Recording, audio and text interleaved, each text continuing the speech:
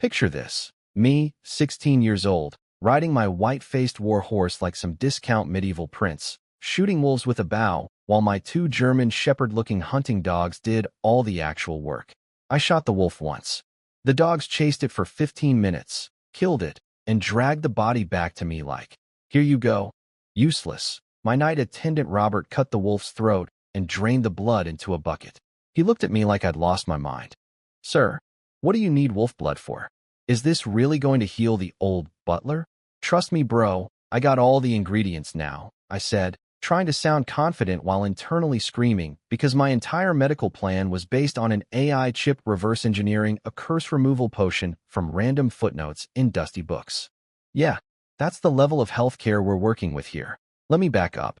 5 years ago, I was chilling on the 27th floor of my apartment, playing Europa Universalis 40K during a thunderstorm like an absolute genius.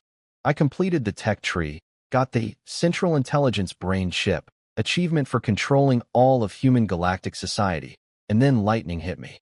I woke up as an 11-year-old boy in a medieval fantasy world with the game chip fused into my brain. It went from virtual item to real functioning super AI. The chip literally materialized from a video game into my skull. The chip technically needs a planet-sized installation to reach full power, but sure, let's just run it on thoughts and vibes for now. So my new dad, Baron Peter, went off to war because the Storm Kingdom called him up. He came back on a stretcher, not from enemy swords, but from some ancient tomb curse. Apparently his unit stumbled into a cursed tomb. Somebody looted it, and the curse said, "You and all your descendants will die before adulthood." Dad rotted alive, said some creepy stuff, and died. Thanks, Dad. Great inheritance. Really appreciate the generational trauma and the generational curse. Here's what I inherited. One falling apart castle covered in ivy and dust, one poor village, 3 knights who immediately said, "Yeah, we don't work for a child." Bye. One rich trade town called Maple Leaf Town that said, "Protect us or we're independent." 6 villages that got stolen by those same backstabbing knights, and, oh yeah, 30,000 gold coins of debt to the royal family. Because Dad borrowed that money to build Maple Leaf Town, which then left me. But the debt stayed. The royal tax collectors kept coming to my door asking for money. So my loyal old butler Warwick went to Maple Leaf Town to ask them to pay their share. The town council hired a bunch of thugs to beat him up. My old man came home half dead on a stretcher. I'm sensing a pattern with stretchers in this family. Now here's my other problem. In this world, if you want power, you become a knight. Knights are basically Captain America, 3 times stronger, faster, and tougher than normal humans. That's why feudalism is unbreakable here. The ruling class are literally superhuman. But to become a knight, you need faith. You gotta worship the storm god, love him like your daddy, train for years, drink special potions, and let religious devotion strengthen your body. And me? I'm a transplanted Chinese atheist from the 21st century. I can maybe acknowledge the storm god as some kind of advanced life form, but worship him as my spiritual father? Pray to him with tears in my eyes. The Storm Church literally tells people, don't fear death because you'll go to God's kingdom afterward. Go there and do what? Sing praise songs for eternity like a pet bird? Hard pass. So I chose door number 2, become a wizard. According to old books in Dad's library, wizards in this world are basically all atheists too.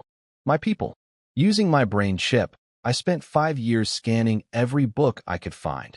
36,111 books on magic and witchcraft, and the AI reverse-engineered potion recipes from scattered clues across centuries of text. The first success? A spirit enhancement potion. Beautiful blue liquid that looks like a galaxy swirling in a bottle. I've been drinking one every single day for 2 years. My spirit power went from normal person 1 to 8.5. I can focus like a laser, notice tiny details everyone else misses, and even sense people's emotions now. Sadness, anger, that kind of thing. The minimum to qualify as a wizard is 10, so I'm getting close. My stats right now? Strength, 1. Speed, 1. Constitution, 1. Spirit, 8.5. I am literally the physical equivalent of an average man, but with the mental power of almost a wizard. One strong breeze, and I'm done. But at least I'll sense the breeze coming with my enhanced perception. I also read a travel journal about a wizard who lived 500 years and when he was finally about to die, he turned himself into a lich so he could keep enjoying life. That's the dream right there. Not, die and go sing for God, just refuse to die?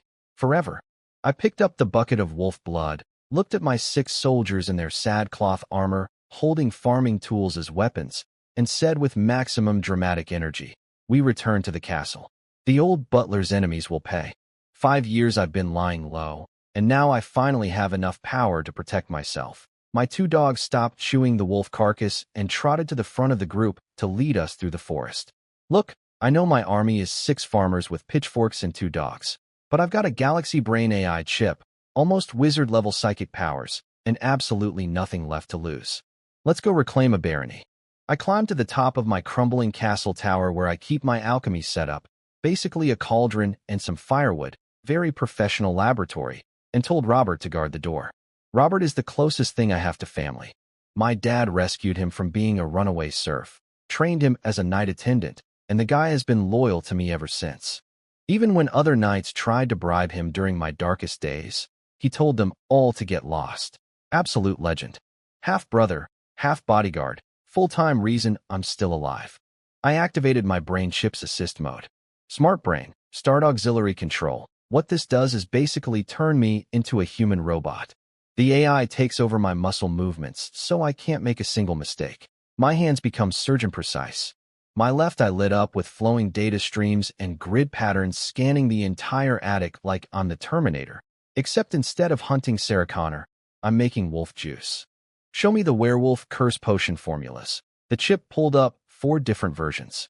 Because apparently when you reverse engineer ancient curse potions from random book footnotes, you get options like a restaurant menu. Option 1. Power type. Makes the user strong but drops their IQ by 60 points. Congratulations, you're now a muscular idiot. Option 2. Vitality type. Great for staying alive, terrible for thinking. IQ drops by 60. You'll live long, but forget how to count. Option 3. Speed type. Fast werewolf. Only loses 10 IQ points. The budget-friendly brain damage option. Option 4. Greater intelligent werewolf. Can switch between human and wolf form whenever you want. No full moon requirement, 0 IQ loss, and you get bonus wolf pack collective intelligence. But it's the hardest to brew. I stared at these options for about 2 seconds. Yeah, give me the hard one. Because why would I turn my loyal old butler into a fast idiot when I could turn him into a smart werewolf who transforms at will? I'm not a monster. Well, technically I'm making a monster, but a classy monster. I opened the attic window to let the full moonlight shine directly onto my cauldron. Turns out, beginner-level wizard potions don't actually require the brewer to have magic powers. You just need to know how to squeeze the tiny amounts of magic hiding inside herbs, and use special ingredient combinations to absorb ambient magical energy floating in the air, like, say, moonlight on a full moon night. It's basically cooking, except instead of Gordon Ramsay screaming at you, the universe itself might kill you if you mess up. I started adding ingredients with milligram precision: wolfsbane, night vine, evening primrose, then iron powder, lead powder, copper powder.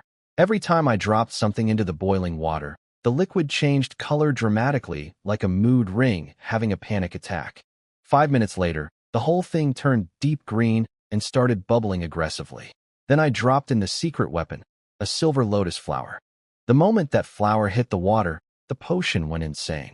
The color shifted to a silvery dark green, beautiful and terrifying, and then I started hearing wolves howling in my ears, and my vision turned blood red. My enhanced spirit power was apparently connecting to something wolfy, something ancient. Without the AI controlling my hands, I would have dropped everything and run screaming. But my body kept working perfectly, adjusting temperature, timing, measurements, all flawless, while my brain was having a supernatural horror movie experience. Smart brain. What the heck is happening to me? The chip ran its analysis and came back with 2 theories. Theory 1. The potion's magical fumes were messing with my spirit through breathing. Solution: hold your breath for 1 minute out of every 2. Theory 2. Making this potion was actually transforming my spirit power into real magical force. No solution needed because this was actually great news. Wait, what? I tried holding my breath. Didn't help much. The wolf visions kept coming. but they weren't hurting me. If anything, I felt something awakening inside me. Theory 2 might be right. My spirit power was evolving into actual wizard mana. I had accidentally stumbled onto a method of gaining magic without a teacher, without a spellbook, without any traditional wizard training. Just brew cursed werewolf potions and absorb the magical backlash. This is the most backwards way to become a wizard in the entire history of wizardry, and I am here for it. I dumped the entire bucket of wolf blood into the cauldron. The liquid erupted like I'd thrown gasoline on a bonfire. The howling got louder. Then a vision slammed into my brain. A moonlit field full of silver flowers. Wolves everywhere. And they were all staring at me like I was their king. The AI chimed in. The potion needs a drop of noble blood to serve as the wolf pack's alpha imprint. Without it, whoever drinks this loses all human intelligence. Commoner blood might work if the person has ambition greater than a noble's, but results are unpredictable. Noble blood? I looked down at myself. Baron Sunan. Technically noble. The most broke, pathetic, castle-crumbling noble in the kingdom, but noble blood is noble blood. I grabbed the decorative pin from my chest, pricked my finger, and squeezed a drop of blood into the cauldron. Then, fighting back tears, I threw in 5 gold coins. 5 gold coins into boiling liquid. Apparently gold in this world contains deep magical energy. The AI figured out from old books that ancient wizards tried to create a philosopher's stone to extract gold's magical essence, which, honestly, explains why gold is so expensive everywhere. It's not just economy, it's magic batteries. The gold dissolved. The potion turned a stunning red gold color. Beautiful, expensive, heartbreaking. Last step. Let the full moon shine on the boiling potion for 1 hour. So I backed away and just waited, staring at my cauldron like a broke college student watching his last ramen cook. 1 hour later, I carefully poured the finished potion into 5 glass bottles. Red gold, dreamlike, absolutely gorgeous. I made these. Me, a fake baron with a video game chip in his brain, just brewed actual werewolf curse potions. Then, on impulse, I held my palm toward a candle on the desk. I focused my mind, concentrated everything. The flame moved. It swayed under my will. I was moving fire with my mind. Smart brain analysis. Now, at least 2 points of your spirit power have been permanently converted to mana. Your mental force can now influence physical reality. I can bend the laws of physics now. Newton would literally climb out of his grave and fight me. And this is just from what I cobbled together from random books. Real wizards must be absolutely terrifying. If I could find actual wizards and let my AI analyze their techniques. But that's future planning. Right now, my old butler Warwick is dying in his bed downstairs, beaten half to death by Maple Leaf Town thugs, and conventional medicine can't save him. I grabbed 1 bottle of red gold potion and headed for his room. My medical plan: turn my dying butler into a werewolf. Listen, I know this sounds insane, but when your only options are, let him die, or make him a shape-shifting wolfman with full human intelligence who doesn't need the full moon to transform, you pick the wolf option. Every time.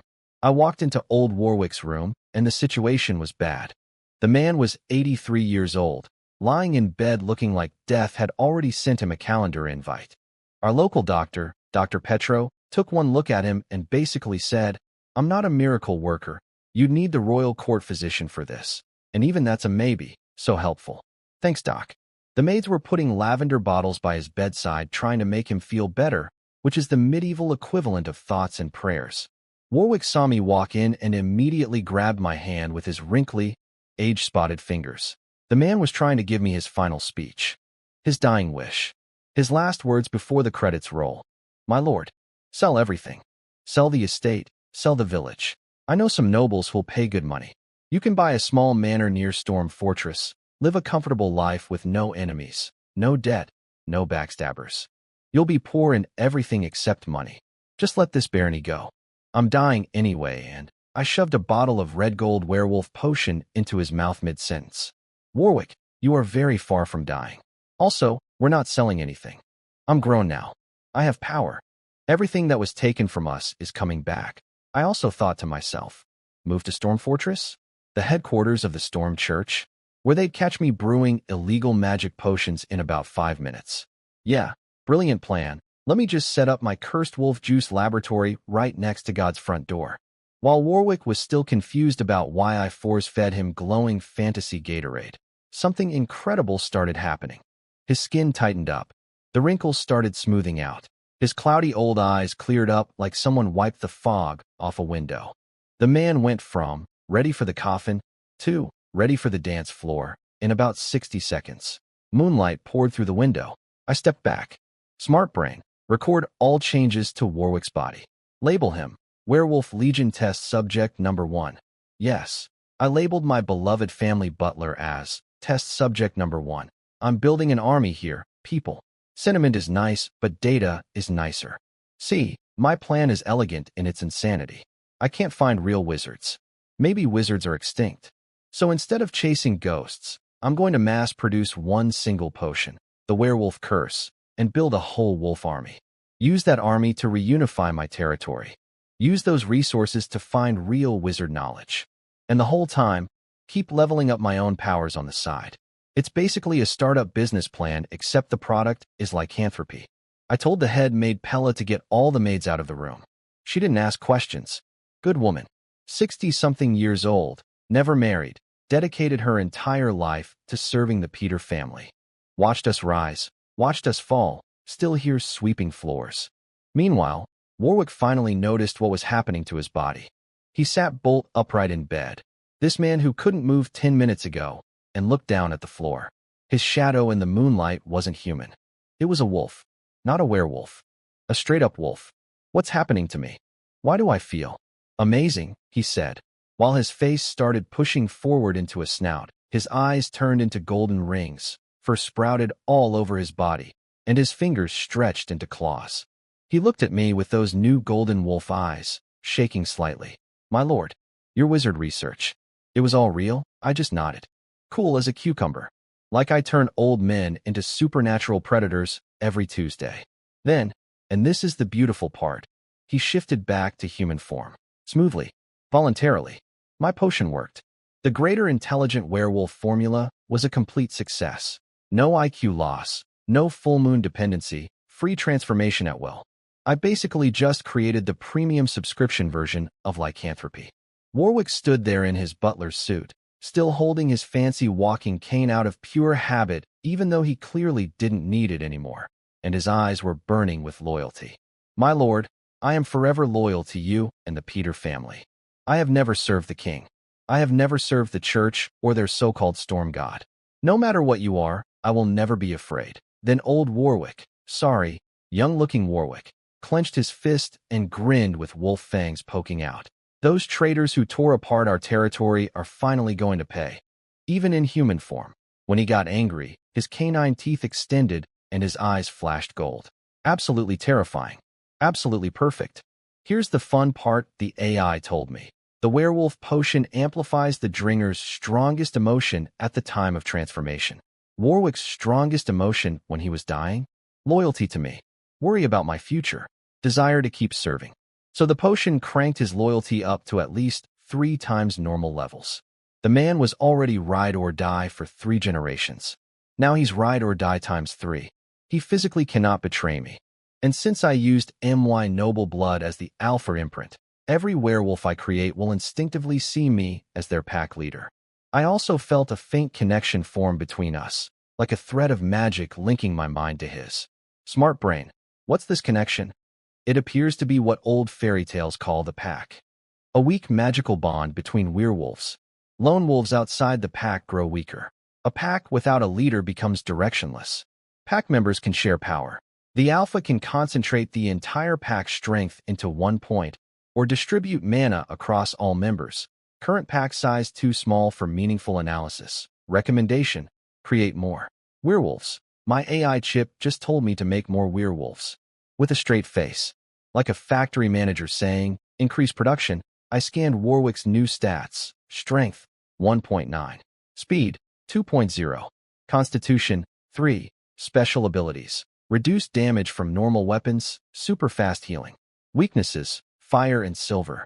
During full moons, all stats get a bonus 0.5. Not quite night level and raw strength and speed, but that constitution is equal to a full night. Plus, he's got healing powers and damage reduction that knights don't have. In a real fight, the regeneration alone makes him way more dangerous than his numbers suggest. Warwick looked at his restored, youthful hands with pure amazement. "Thank you, young master." Then the door swung open. Headmaid Pella marched in, took one look at Warwick, who now looked like a handsome 40-year-old instead of a dying 83-year-old, and her eyes went wide. She composed herself with visible effort, but I could see her trying not to blush. "Well," she said calmly, "it seems there's another benefit. Youth restoration." Then she turned to me with absolute determination. "Young master, don't play favorites. I want to be a werewolf too. I'm old. I have nowhere else to go. I just want to stay on this land I've known my whole life. Forever." I stared at my 60-year-old head maid who just watched a man grow fangs and claws, and instead of screaming or running or praying to the storm god, her first reaction was, "Me next." The loyalty in this household is unreal. Pella got her werewolf potion. I couldn't say no. The woman dedicated her entire life to my family, never married, never left, and now she's standing there watching Warwick look 40 years younger, and she's like, "My turn. What am I going to do? Refuse?" She drank it, transformed, and went from a 60-something grandma to looking 30. And oh boy, the consequences. She immediately started dolling herself up, fixing her hair, wearing nicer clothes, practically glowing. The other maids in the castle started losing their minds. "Ms. Pella, what's your secret? What cream are you using? What diet are you on?" "Anti-aging werewolf juice. That's the secret. Available nowhere. Side effects include fangs, fur, and an uncontrollable urge to howl at the moon." So now my two most important staff members, butler and headmaid, are both werewolves. My castle is slowly becoming a supernatural halfway house, and I am completely fine with this. The AI chip collected enough data from both transformations to start accelerating research, and it came up with something interesting. A special alpha-type werewolf potion. For me. But wait, you say, aren't you trying to become a wizard? Won't wolf DNA mess that up? Great question. The chip thought of that too. Using some insane biomechanical technology, it built a tiny, virtual machine partition in my spinal cord, like a separate hard drive inside my body. All the werewolf magic gets contained in that partition.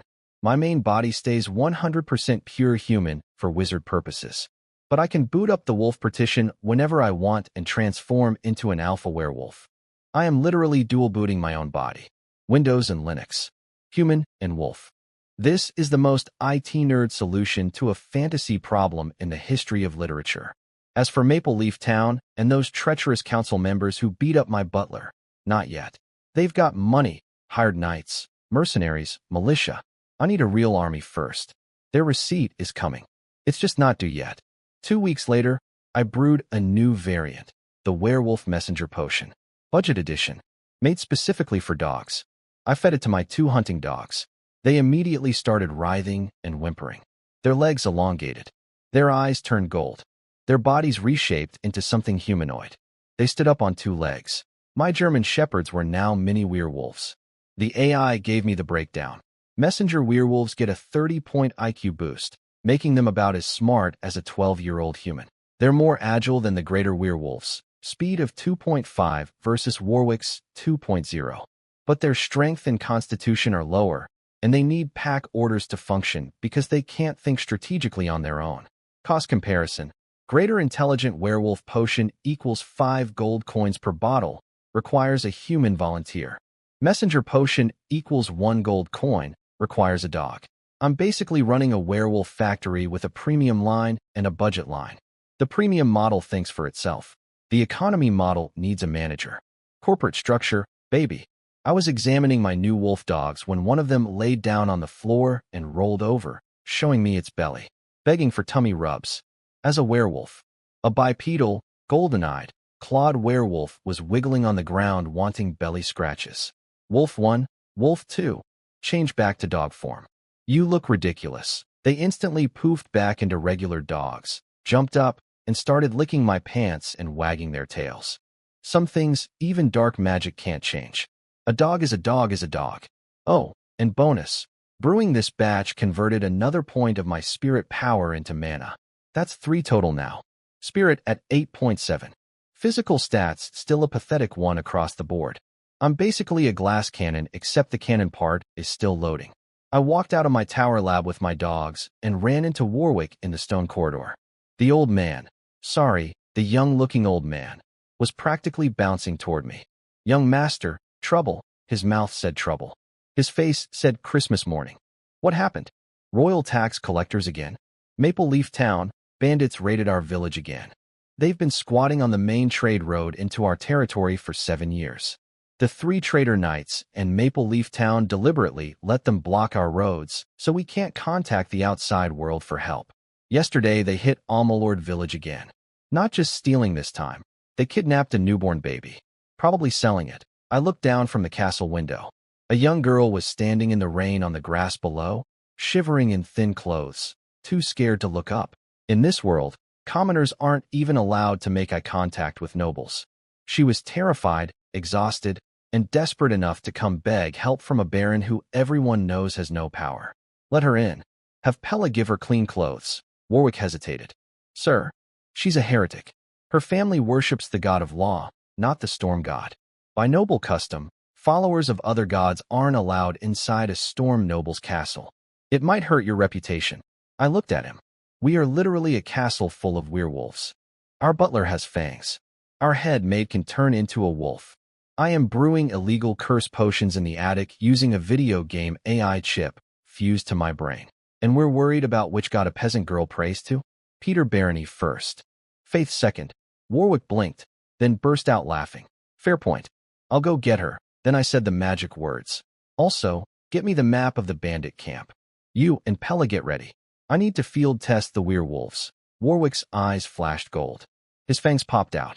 For 2 weeks, this man had been sitting in the castle watching enemies roam freely across our land. Waiting, vibrating with the need to tear something apart. Werewolves crave combat. And I just took the leash off. We scouted the bandit camp at dusk. They'd set up on high ground in the hills, surrounded by dense forest, wooden palisade walls, armed guards with bows. Strategically solid position. Cavalry charges uphill would be suicide. Archers shooting downhill have massive range advantage. The bandits were smart about their real estate. They were also celebrating. They'd stolen livestock from my village, rabbits, fat pigs, and were roasting everything over bonfires like it was a barbecue festival. Wasteful, arrogant, completely unaware that 5 werewolves were watching them from the tree-line. Here's the thing these bandits didn't understand. Complex terrain is bad for defenders against werewolves. Dense forest? Werewolves have enhanced smell, hearing, and night vision. They can track you through trees like GPS. Narrow paths and tight spaces. Werewolves are agile ambush predators built for close combat. Nighttime, that's literally werewolf home turf. Every advantage the bandits think they have is actually mine. But the real revelation came from my enhanced hearing. Sitting by their campfire, the bandit chief, a massive 2-meter-tall brute, was talking to a well-dressed merchant. And what Mr. Merchant was saying made my blood boil. Tell your town council. You wanted me to provoke the Baron and raid his villages. I did that. But attacking his castle? That costs triple. I'm not an idiot. The kid Baron isn't scary, but sieging a castle is work. The bandit paused, then added something that was almost funny in how evil it was. Besides, if I kill this kid, the kingdom might send a real Baron or promote one of those knights. That'd be bad for business. This little boy is the perfect neighbor, weak enough to rob forever. So there it is. Confirmed. Maple Leaf Town's council has been paying these bandits to terrorize my territory. My own former subjects hired mercenary criminals to keep me weak, raid my villages, and block my trade routes. They beat my butler nearly to death, and they're funding the guys who kidnap babies from my people. The receipt just got a lot bigger. But first, field test. 5 werewolves versus a fortified bandit camp. Let's see what my budget wolf army can do. Finding out Maple Leaf Town was paying the bandits? Warwick was furious. Pella could barely control herself. Me? Honestly, I wasn't even surprised. This is just normal feudal politics. Rich people hiring criminals to bully poor people. Tale as old as time. Besides, every single one of these bandits was about to become a corpse, so who cares about their employer right now? That bill comes later. Night fell. Perfect. Wolf 1, go stealth mode. Take out those 2 arrow towers first.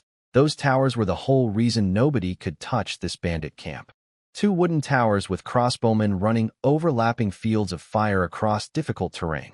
Even Robert, my night attendant, tried to solo this camp once and had to retreat because of those towers.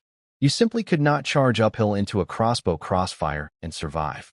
Unless you're a werewolf who can see in the dark, climb walls, and shrug off iron arrows like mosquito bites.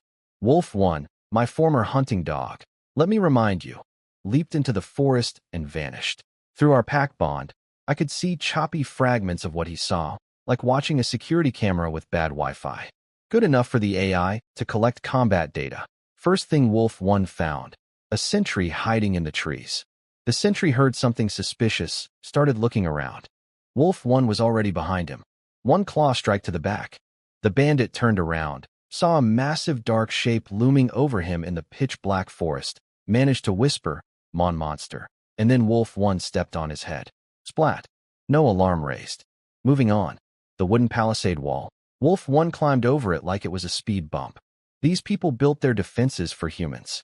They did not plan for a supernatural predator with wall-climbing abilities and night vision.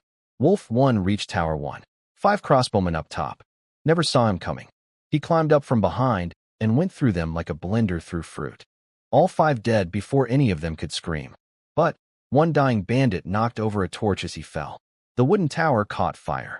And fire is werewolf kryptonite. Wolf 1 yelped, let out a howl, and jumped through the air toward Tower 2. Cover blown. The entire camp woke up. The burning tower turned into a giant candle in the darkness. Bandits scrambled everywhere, panicking, screaming. Who's attacking? Is it the Storm Knights? Did they finally come for us? Tower 2 spotted the massive black shape flying toward them. They opened fire. Dozens of arrows. In the dark. At a fast-moving target. Results. Terrible. First, shooting in darkness means garbage accuracy. Second, and this is the beautiful part, the arrows that did hit Wolf 1 just bounced off. Iron arrowheads against werewolf damage reduction equals absolutely nothing. One bandit actually managed to nail Wolf 1 directly in the throat. The arrow went in, and then Wolf 1's neck muscles literally squeezed the arrow back out. The bandit watching this happen had a complete mental breakdown. I hit it in the throat. Why isn't IT dead? The throat pushed my arrow out. What is this thing? Storm God, have you cursed us? God of law, save us. They were praying to every god they could think of, hedging their bets. Respectable strategy, honestly, but none of those gods have a werewolf customer service line. Wolf 1 tore through Tower 2 like tissue paper. Claws across throats, one after another. Anyone who didn't die immediately got a foot on the spine as a finishing move. These bandits' physical stats were somewhere between 0.6 and 0.9, malnourished, underfed, poorly trained. Against a werewolf with 2.5 speed and damage immunity to normal weapons? It wasn't even a fight. It was a demonstration. My AI was recording everything with the enthusiasm of a kid at a science fair. Combat data flowing in beautifully. I ordered Wolf 1 to knock over the remaining torches and burn Tower 2 as well. Both towers, the defensive backbone that had protected this camp for 7 years, were now twin bonfires lighting up the night sky. Then I sent in Wolf 2 from the opposite direction. That broke them. These bandits were thugs and highway robbers, not trained soldiers. One unkillable monster was already too much for their worldview. 2. Coming from different directions? In the dark? While their towers burned, they ran. Some dropped their weapons. Some dropped to their knees praying. Some just sprinted into the forest screaming.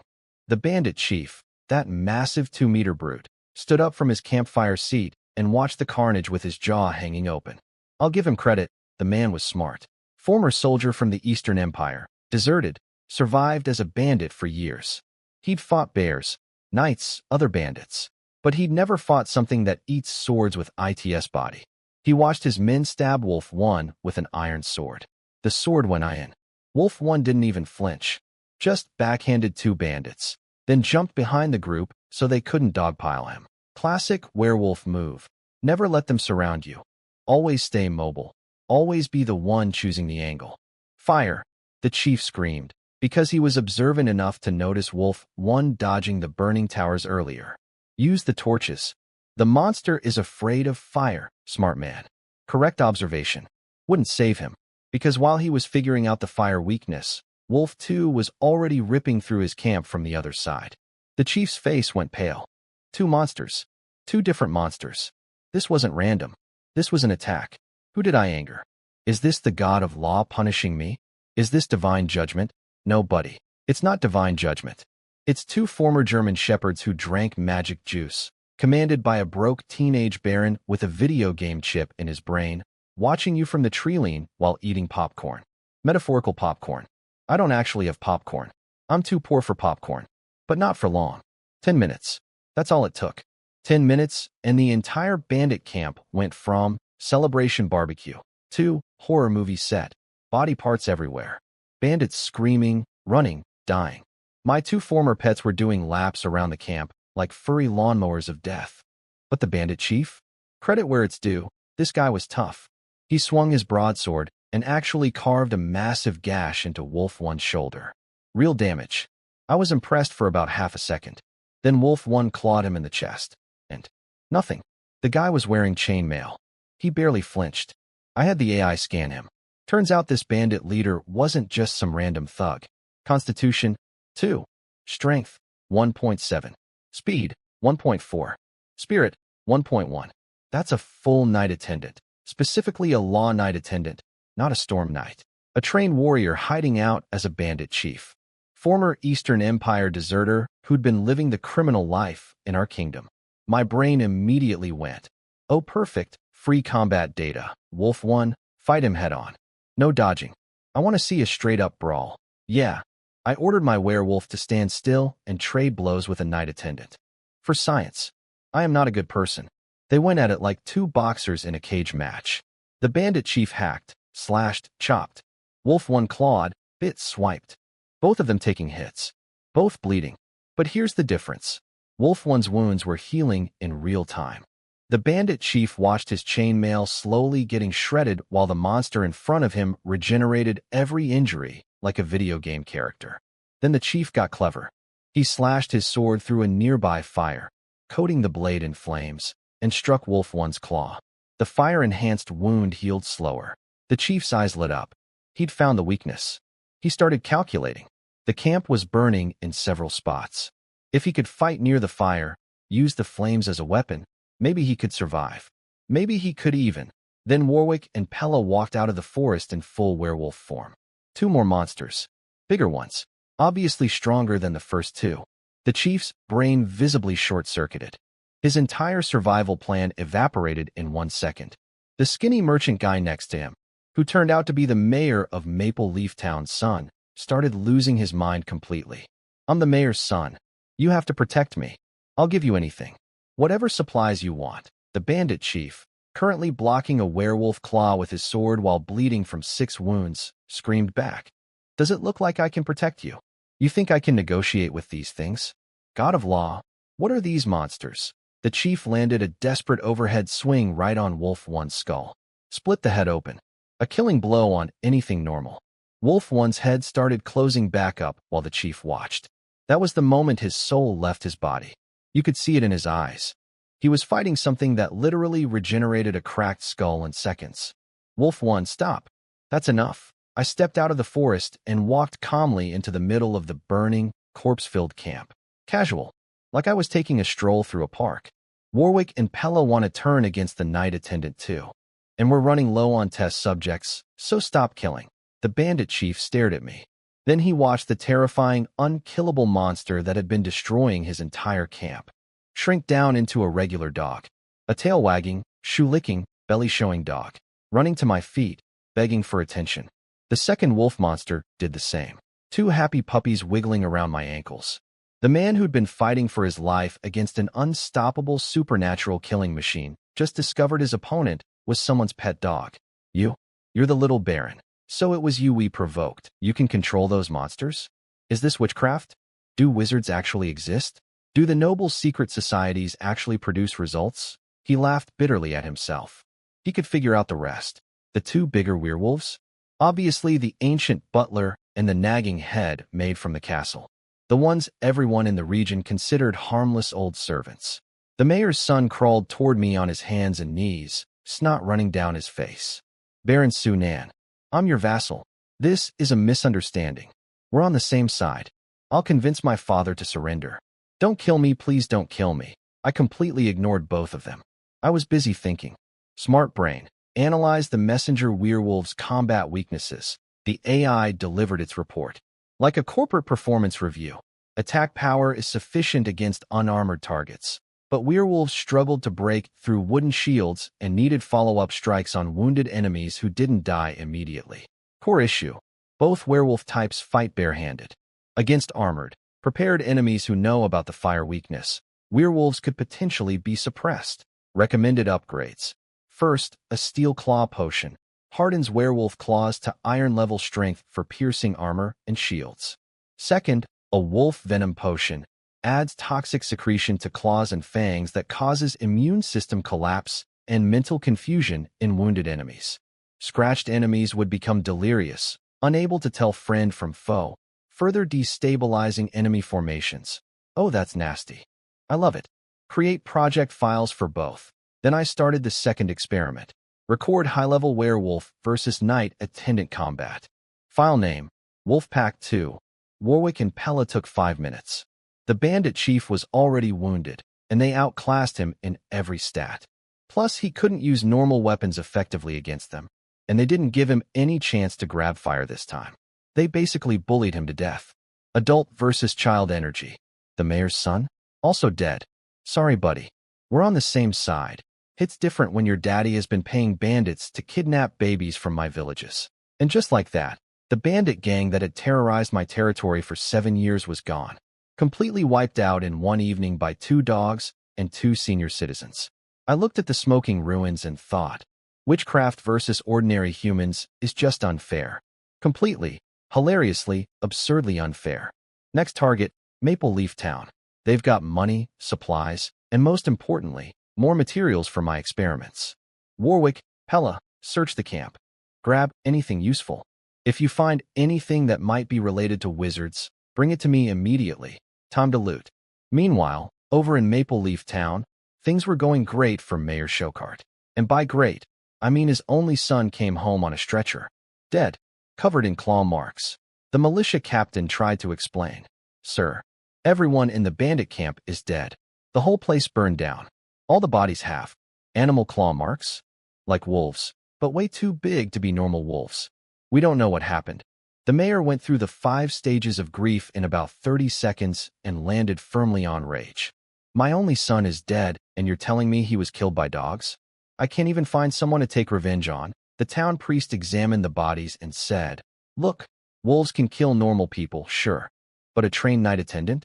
No wolf does that. Then the mayor's brain started spinning. Who benefits from killing those bandits? Who hates both the bandits and us? The only person with beef against both is that little Baron kid. Everyone in the room rolled their eyes. The militia captain and the priest looked at each other like, is this man serious? Even the mayor backtracked. No, that doesn't make sense. That half-grown boy doesn't have that kind of power. But then rage took over again. I don't care. Anyone even slightly connected to my son's death will pay. Even if the Baron is innocent, I'm coming for him. The militia captain and the priest silently agreed on one thing. If the mayor was this stupid, Maple Leaf Town was going to need a new mayor soon. The town council isn't his personal army, and the guild leaders won't support a personal vendetta. But hey, why interrupt a man actively destroying his own career?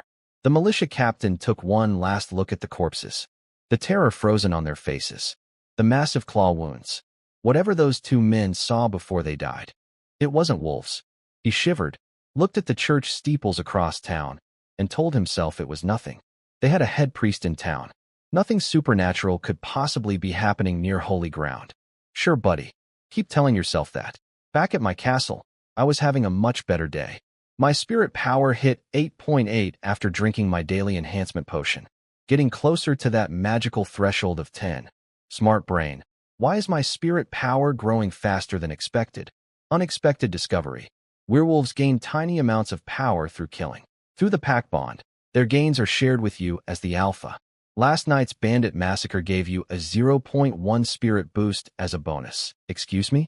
My werewolves are XP farming for me. Every time they kill something, I get a little slice of the power up. I'm literally leveling up while sleeping because my minions are out grinding. This is the most broken game mechanic in the history of reality. The AI said the gains are small and decreasing, so it's not infinite scaling. But still, passive income, baby. Then came the real treasure from last night's raid. Those bandits had apparently robbed an ancient church at some point and stolen a pile of old books written in some dead language. They couldn't read them. I couldn't read them. But my AI cracked the ancient script in minutes. It had already decoded similar languages from Dad's library. 73 books. And from those 73 books, the AI extracted and reconstructed 2 complete potion recipes, identified 7 trap recipes designed to kill anyone who tried them, and found a hidden wizard's diary. The diary confirmed something huge. Wizards have ranks. Before becoming a full wizard, you go through 3 levels of apprenticeship: 3rd rank, 2nd rank, and 1st rank wizard apprentice. And the jump from apprentice to full wizard apparently requires some rare ritual potion that's scarce even among wizard society. Is spirit power 10 equal to a 3rd rank apprentice or a full wizard? Insufficient data. Best guess. 10 is probably just the minimum for 3rd rank apprentice. But this analysis could be completely wrong. Cool. So I might be almost a baby wizard, or I might be almost a slightly less baby wizard. Very helpful. Now, the 2 new potions. Potion number 1, Sleeping Bug Potion. Throw the bottle. It explodes into a swarm of magical bug fog that crawls into enemies' noses and knocks them unconscious for 5 minutes. 5 minutes of instant nap time. Ingredients: some root grass, lavender, willow leaves, a cricket, and 1 silver coin. That's right. You literally dissolve money into the potion. Being a wizard is expensive. This potion also requires mana to brew, unlike my previous potions. The AI figured it's because this is an offensive combat potion, not a body modification one. 1 unit of mana needed, and I've got 3. Easy. Potion number 2, Hand of Sacrifice. This one is wild. You brew 3 bottles, soak your left hand in them across 3 nights, and your left hand gains telekinetic powers. Like, move things with your mind powers. And the more injured you are, the stronger the telekinesis becomes. So basically, the closer I am to death, the more powerful my psychic hand gets. Beautiful design. Absolutely unhinged. The original recipe required a child sacrifice.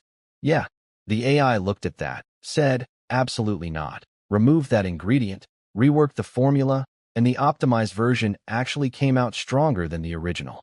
Turns out the child sacrifice was a modification someone added to the original recipe that actually made it worse, while making it more evil and harder to brew. Someone deliberately corrupted this recipe. The AI reverse-engineered it back to the cleaner, stronger, original version. So the evil version was weaker and required murdering a child. Whoever modified this recipe was both evil and stupid. Impressive combination. Materials needed: 4 herbs, belladonna, foxglove, elderberry powder, mistletoe. For minerals: malachite, lapis lazuli, hematite, labradorite. And 10 gold coins. 10 gold coins, dissolved into liquid. For 1 hand upgrade. Being a wizard isn't just expensive. It's bankruptingly expensive. Every single recipe wants me to melt down actual currency. No wonder wizards are always hiding in towers. They can't afford to go outside. All these ingredients meant one thing. I needed to go shopping at Maple Leaf Town's market. It was the only commercial hub nearby with everything I needed. Ironic, considering they want me dead. But I wasn't ready to take over the town yet. The AI was still developing 3 more potion formulas: the upgraded Spirit Enhancement Potion, the Steel Claw Potion, and the Wolf Venom Potion. I'd wait until all formulas were ready, then do 1 shopping trip for everything. In the meantime, though, those Maple Leaf Town merchants needed a little reminder about consequences. I looked at my 2 dogs napping in the corner of the attic. Whistled once. They perked up immediately. Starting tonight, you 2 patrol the trade roads near Maple Leaf Town. Attack every merchant caravan you find. Priority 1. Don't get caught. Don't let anyone see you clearly. Priority 2. Make them hurt. They hired bandits to terrorize MY villages. Now my dogs are going to terrorize their supply lines. Karma is a werewolf, baby. I turned to the window. Somewhere out there, wizards existed. Or used to exist. That diary proved at least one was real, once upon a time. Smart brain. That wizard diary. Does it tell us if wizards are still alive? Are they all dead? Did they leave? Or are they hiding somewhere in this world? Because finding even one real wizard would change everything. My AI could analyze their techniques, reverse engineer their methods, and accelerate my progress by years. Somewhere out there, answers were waiting. I just needed more power, more resources, and more time. And maybe fewer people trying to kill me. But that's probably too much to ask. The AI cracked the wizard's diary. And by diary, I mean some absolute genius of a wizard hid an encrypted message inside a holy scripture of the god of law. You had to take the first letters of certain sentences, cross-reference them with another book, apply pattern decryption, and then you'd get the actual message. Without my brain chip, a normal person could stare at these two books for 1,000 years and never notice anything weird. The diary was from someone calling himself the Deep Blue Wizard, a one-ring wizard, whatever that means. And his message was basically this: hey, future person, we're all leaving. This land is too magically dry for us now. Magic works in tides. Sometimes it's high tide and magic flows everywhere. Sometimes it's low tide and magic disappears completely. Right now it's low tide, so we're bouncing. But when the tide comes back, something sealed under the Hagia Sophia Cathedral might wake up too. Don't let anyone destroy that cathedral. As long as it stands, you're fine. If you need help, go to the Central Library in Constantinople, find book number 1023. I left some goodies there. Signed, Deep Blue Wizard. P.S. I'm probably never coming back. Peace. So that's why this world feels like normal medieval Europe with extra steps. The wizards literally packed up and left. Like a whole civilization of magical academics moving to a different campus because the research funding dried up. This land is too barren for magic. Equals, the grant money ran out. We're transferring. And the fact that I can do magic now means the tide is coming back in. The magical beach is getting wet again, which is great for me, but also means whatever's sleeping under that cathedral might be waking up too. Fun. Now, Constantinople, that's the old name. Currently, it's called Storm Fortress, the capital of Storm Kingdom, where the king lives. The king I owe 30,000 gold coins to. Can you imagine? Hey, your majesty, I know I owe you a small fortune, but I'm just here for a library book. Number 1023, please. No, I don't have your money. Yes, I apparently had enough money to travel here. No, this isn't suspicious at all. They'd arrest me before I finished climbing the front steps. That treasure hunt can wait. I wrote down all 20-something ingredients I needed for my new potions on a piece of paper and called Warwick into the study. I need you to get these materials. Buy them, trade for them, whatever works. Warwick looked at the list. Young master, if we buy these at Maple Leaf Town, we'd have to pay taxes to those traitorous capitalists. There is absolutely no reason we should be funding the people who stole our territory. He paused. Then his golden wolf eyes gleamed. Let's just rob their trade caravans. I thought about it for approximately 0 seconds. Works for me. Be safe. And so began 5 months of absolute chaos for Maple Leaf Town. My 2 werewolf dogs hit their trade routes every single night. Every night. Commercial traffic dropped by 1/3. Merchants were terrified. Customers stopped coming. Multiple reports of monster sightings flooded the town council. Mayor Shokart, the guy who was plotting revenge against me for his son's death, he couldn't even start his revenge plan because his town was falling apart. He hired some thugs to come provoke me and sniff around. But those petty tricks got buried under an avalanche of his own problems. The guild leaders in the town council went through a beautiful emotional journey regarding their dear mayor. Month 1. Please handle this. Month 2. Can you handle this? Month 3. Why can't you handle this? Month 4. You're useless. Month 5. Pure sarcasm and mockery. The mayor personally rode out with the militia multiple times trying to catch whoever was attacking his caravans. Found nothing every time. Because my attackers are 2 dogs who can turn into werewolves, run faster than horses, see in the dark, and transform back into innocent-looking pets the moment anyone gets close. Good luck catching that with a militia patrol. The irony was delicious. Before I killed the bandits, Maple Leaf Town was paying those bandits to terrorize me. Now the bandits were gone, and somehow their commercial situation was worse. Because now instead of bandits they could negotiate with, they had invisible supernatural predators they couldn't even find. Karma doesn't just come around. Karma comes around with fangs. Then, in a town council meeting, a fur-processing guild leader, a woman with actual brains, stood up and dropped a bomb.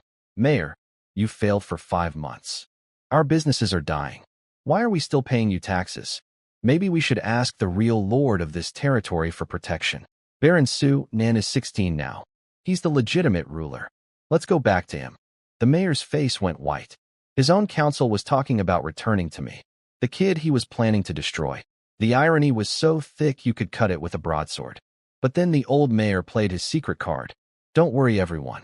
I've formed a partnership with Sir Gus Pasha. The room went silent. Gus Pasha, the strongest of the 3 knights who betrayed my family.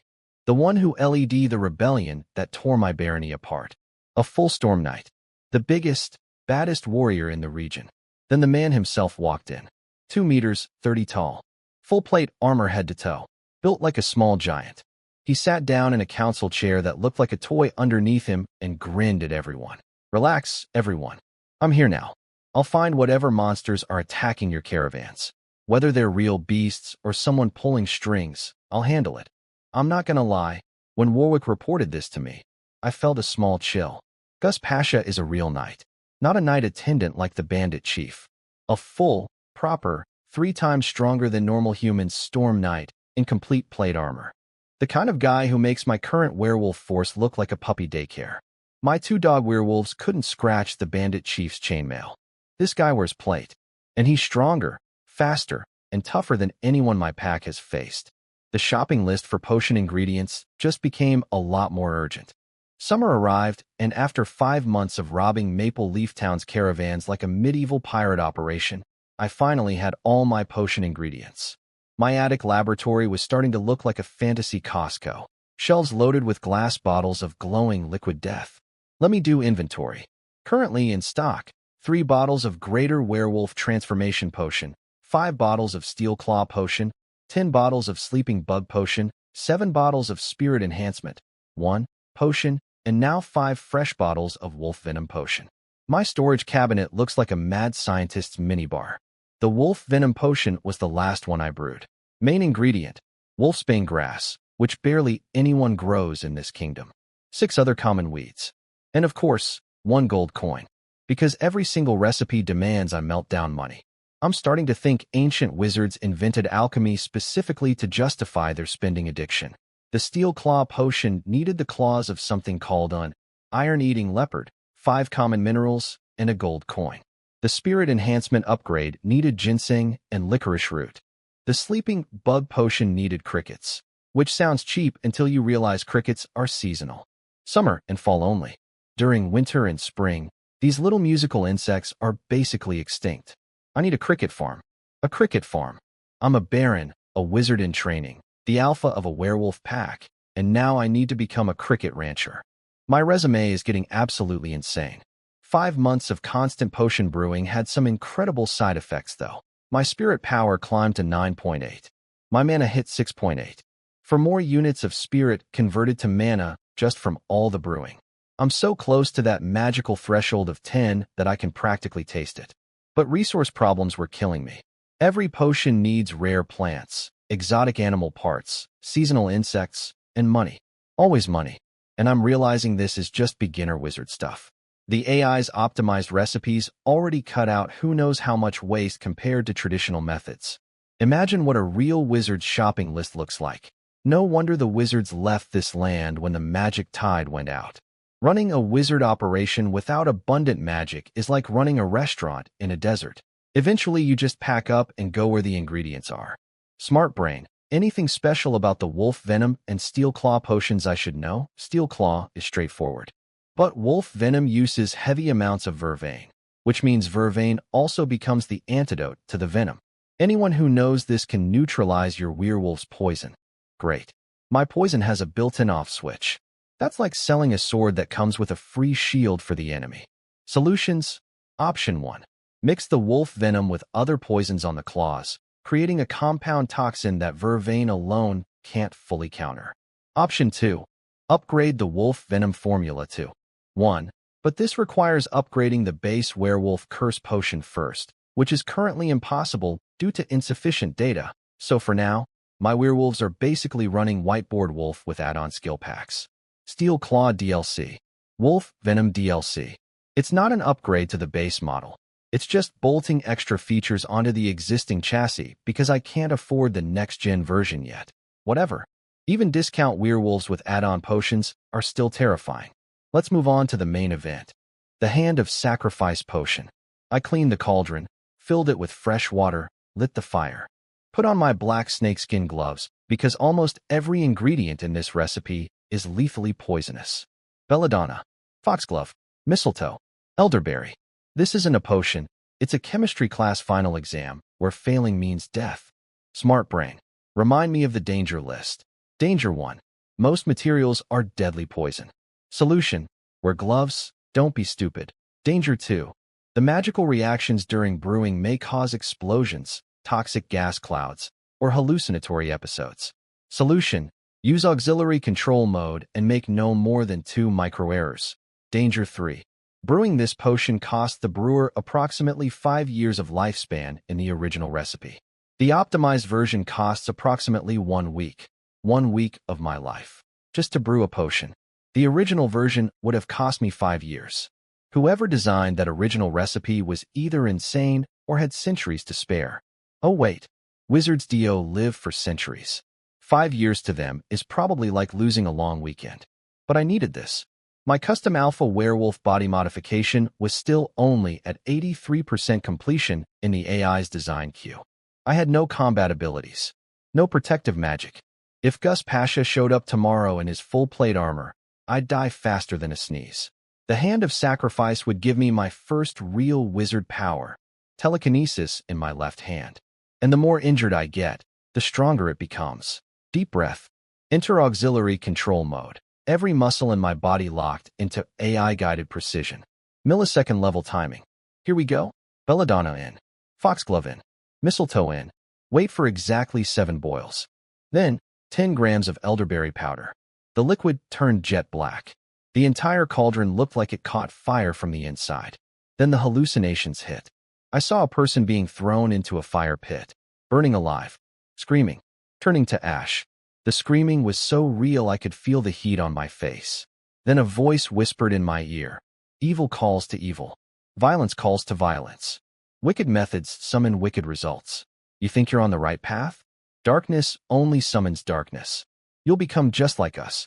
We were always the same. Some ancient magical echo trying to mess with my head. Spiritual corruption left behind by whoever created this recipe, or whatever horrible things were done with this recipe over the centuries. Ghost residue of every evil wizard who ever brewed this stuff, reaching through time to tell me I'm becoming a monster. My response? Absolutely nothing. My hands didn't even twitch. The AI kept my body running like a machine while my brain filed the creepy whispers under, interesting but irrelevant. I've been an atheist from another world since day one. Ancient magical peer pressure from dead wizards doesn't work on me. Smart brain. This hallucination is way more coherent than the werewolf potion once. What's going on? Insufficient data. But magic appears to be deeply connected to consciousness. These visions are likely memories attached to the magical energy, experiences of previous brewers or magical creatures associated with this recipe. Meaningless spiritual noise. Also, your spirit power is rapidly converting to mana, and the new mana appears to carry characteristics of whatever potion you're brewing. So my mana is getting flavored by each potion I make. Werewolf potions gave me wolfish mana. This dark sacrifice potion is giving me dark sacrifice mana. I'm basically collecting mana flavors like ice cream samples. 1 week of lifespan lost. Some creepy ghost voices ignored. 1 incredibly dangerous potion, perfectly brewed. 3 bottles of Hand of Sacrifice potion, ready to be soaked into my left hand over 3 nights. Telekinesis, here I come. Something interesting happened that I didn't know about until later. Apparently, while I was brewing potions in my attic, a mysterious woman in a horse carriage was passing near my castle. Her driver was being all chatty like, "Oh, we'll just cut through past that Baron's castle, easy route to Maple Leaf Town." And this woman, whoever she was, took one look at my castle from a distance and basically went, "Nope. Turn around. Go the other way." Why? Because she could see the dark magical energy swirling around my castle. She could sense it. She was muttering things like, "How did he get past the storm god's watchdogs and start developing here? What kind of background does this person have? I'd better avoid him. So somewhere out there, someone with magical senses just drove around my castle like it was a haunted house on Google Maps. Which, to be fair, it basically is a haunted house. Staffed by werewolves. Run by a teenager who dissolves gold coins into cursed potions. Anyway, I finished the Hand of Sacrifice potion. 3 bottles of perfect gel-like substance. The AI gave me a flawless review. 0 micro-errors during the entire brew. Not even one tiny mistake. I'm basically a Michelin star chef, except my restaurant serves supernatural body modifications. My stats after this session: spirit power fully converted. Mana now at 9.8. I'm knocking on the wizard threshold's front door. But the 1 spirit enhancement potion is starting to lose effectiveness on me. I need to upgrade to 2, which requires more wizard research data, which requires more books, which requires, you guessed it, Maple Leaf Town's library. Everything leads back to that stupid town. I opened 1 bottle and poured the gel onto the back of my left hand. Immediately felt like I'd pressed my palm onto a hot stove. The gel stuck to my skin like superglue, not going anywhere without peeling it off. Instructions say, apply once per day, 12 hours minimum, 3 consecutive days. Then my left hand gets telekinesis. 3 days. 3 applications. Then I can move objects with my mind. Through my left hand specifically, but still. Mind powers. While waiting for my hand upgrade to install. Yes, I'm literally patching my body like software. I headed to the study with arms full of potions. Steel Claw. Wolf Venom. Sleeping Bug. Time to upgrade the whole squad. I called Warwick and Pella, then whistled for my dogs.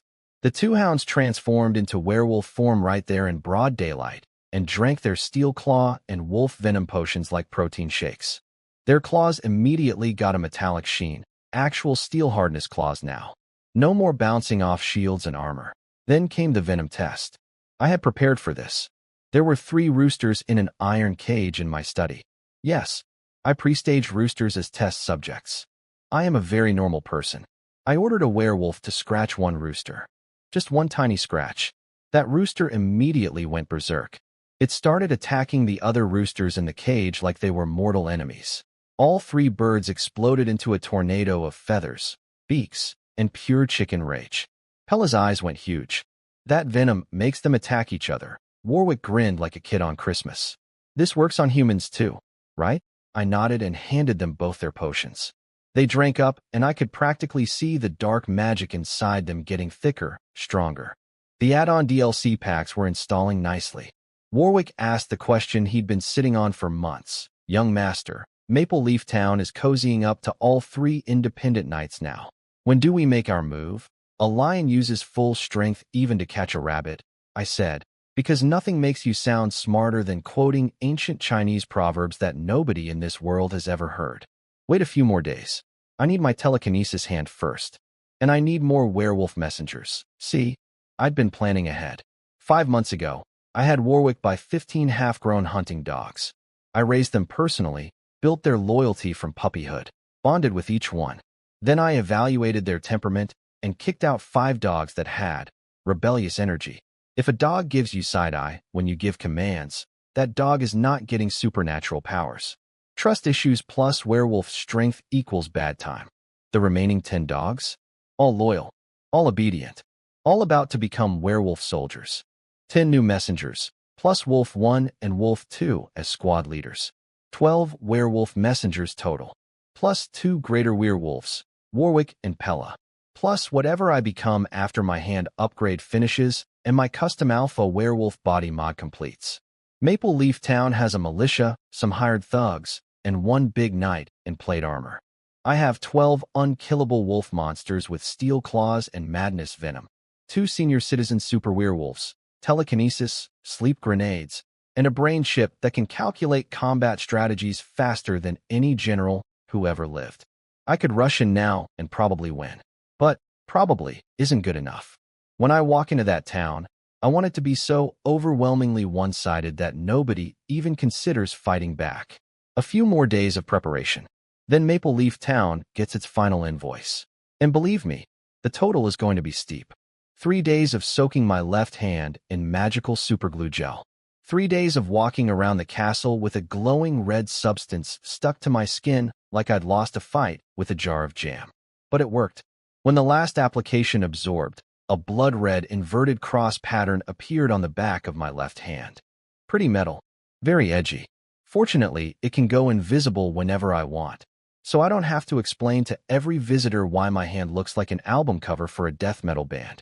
I was about to test my shiny new telekinesis when somebody knocked on my study door. Father Lewis, the family priest, also technically a distant relative. He's from a branch of the Peter family that went into religious nobility.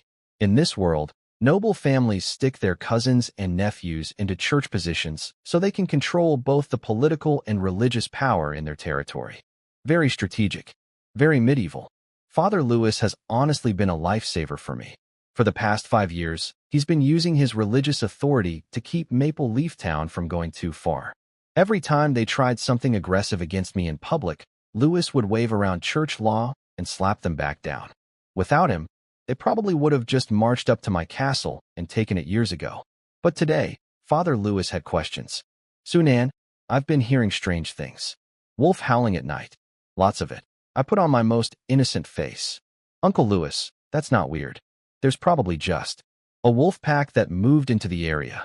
You know how nature works. He was not buying it. The wolves, sure. But Pella suddenly looks 30 years younger. Warwick too. I've been asking Pella for months what her secret is. Her excuses keep changing. Last week's story contradicted the one from 2 months ago. Busted. Pella, you beautiful idiot. I love you, but your cover story game is terrible.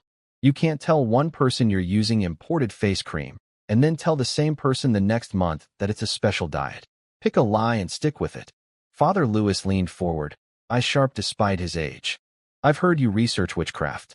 Did you finally get results? Then the old man got excited. He started coughing from the enthusiasm. Listen, every noble family has secret societies and weird hobbies. Some even join the cult of the mad sea goddess just chasing eternal youth. I don't care about any of that. Family comes before faith for me. If you really have something that restores youth, don't forget your uncle. Then his brain went into overdrive. If this really works, do you know how many friends of mine would want it? We could sell it to counts, dukes, the king himself, cardinals in the church. The Peter family would become the most powerful, and that's where my internal alarm went from yellow to screaming red. It's not that Father Lewis would betray me. He wouldn't. But the man was already mentally building a business empire out of my werewolf juice.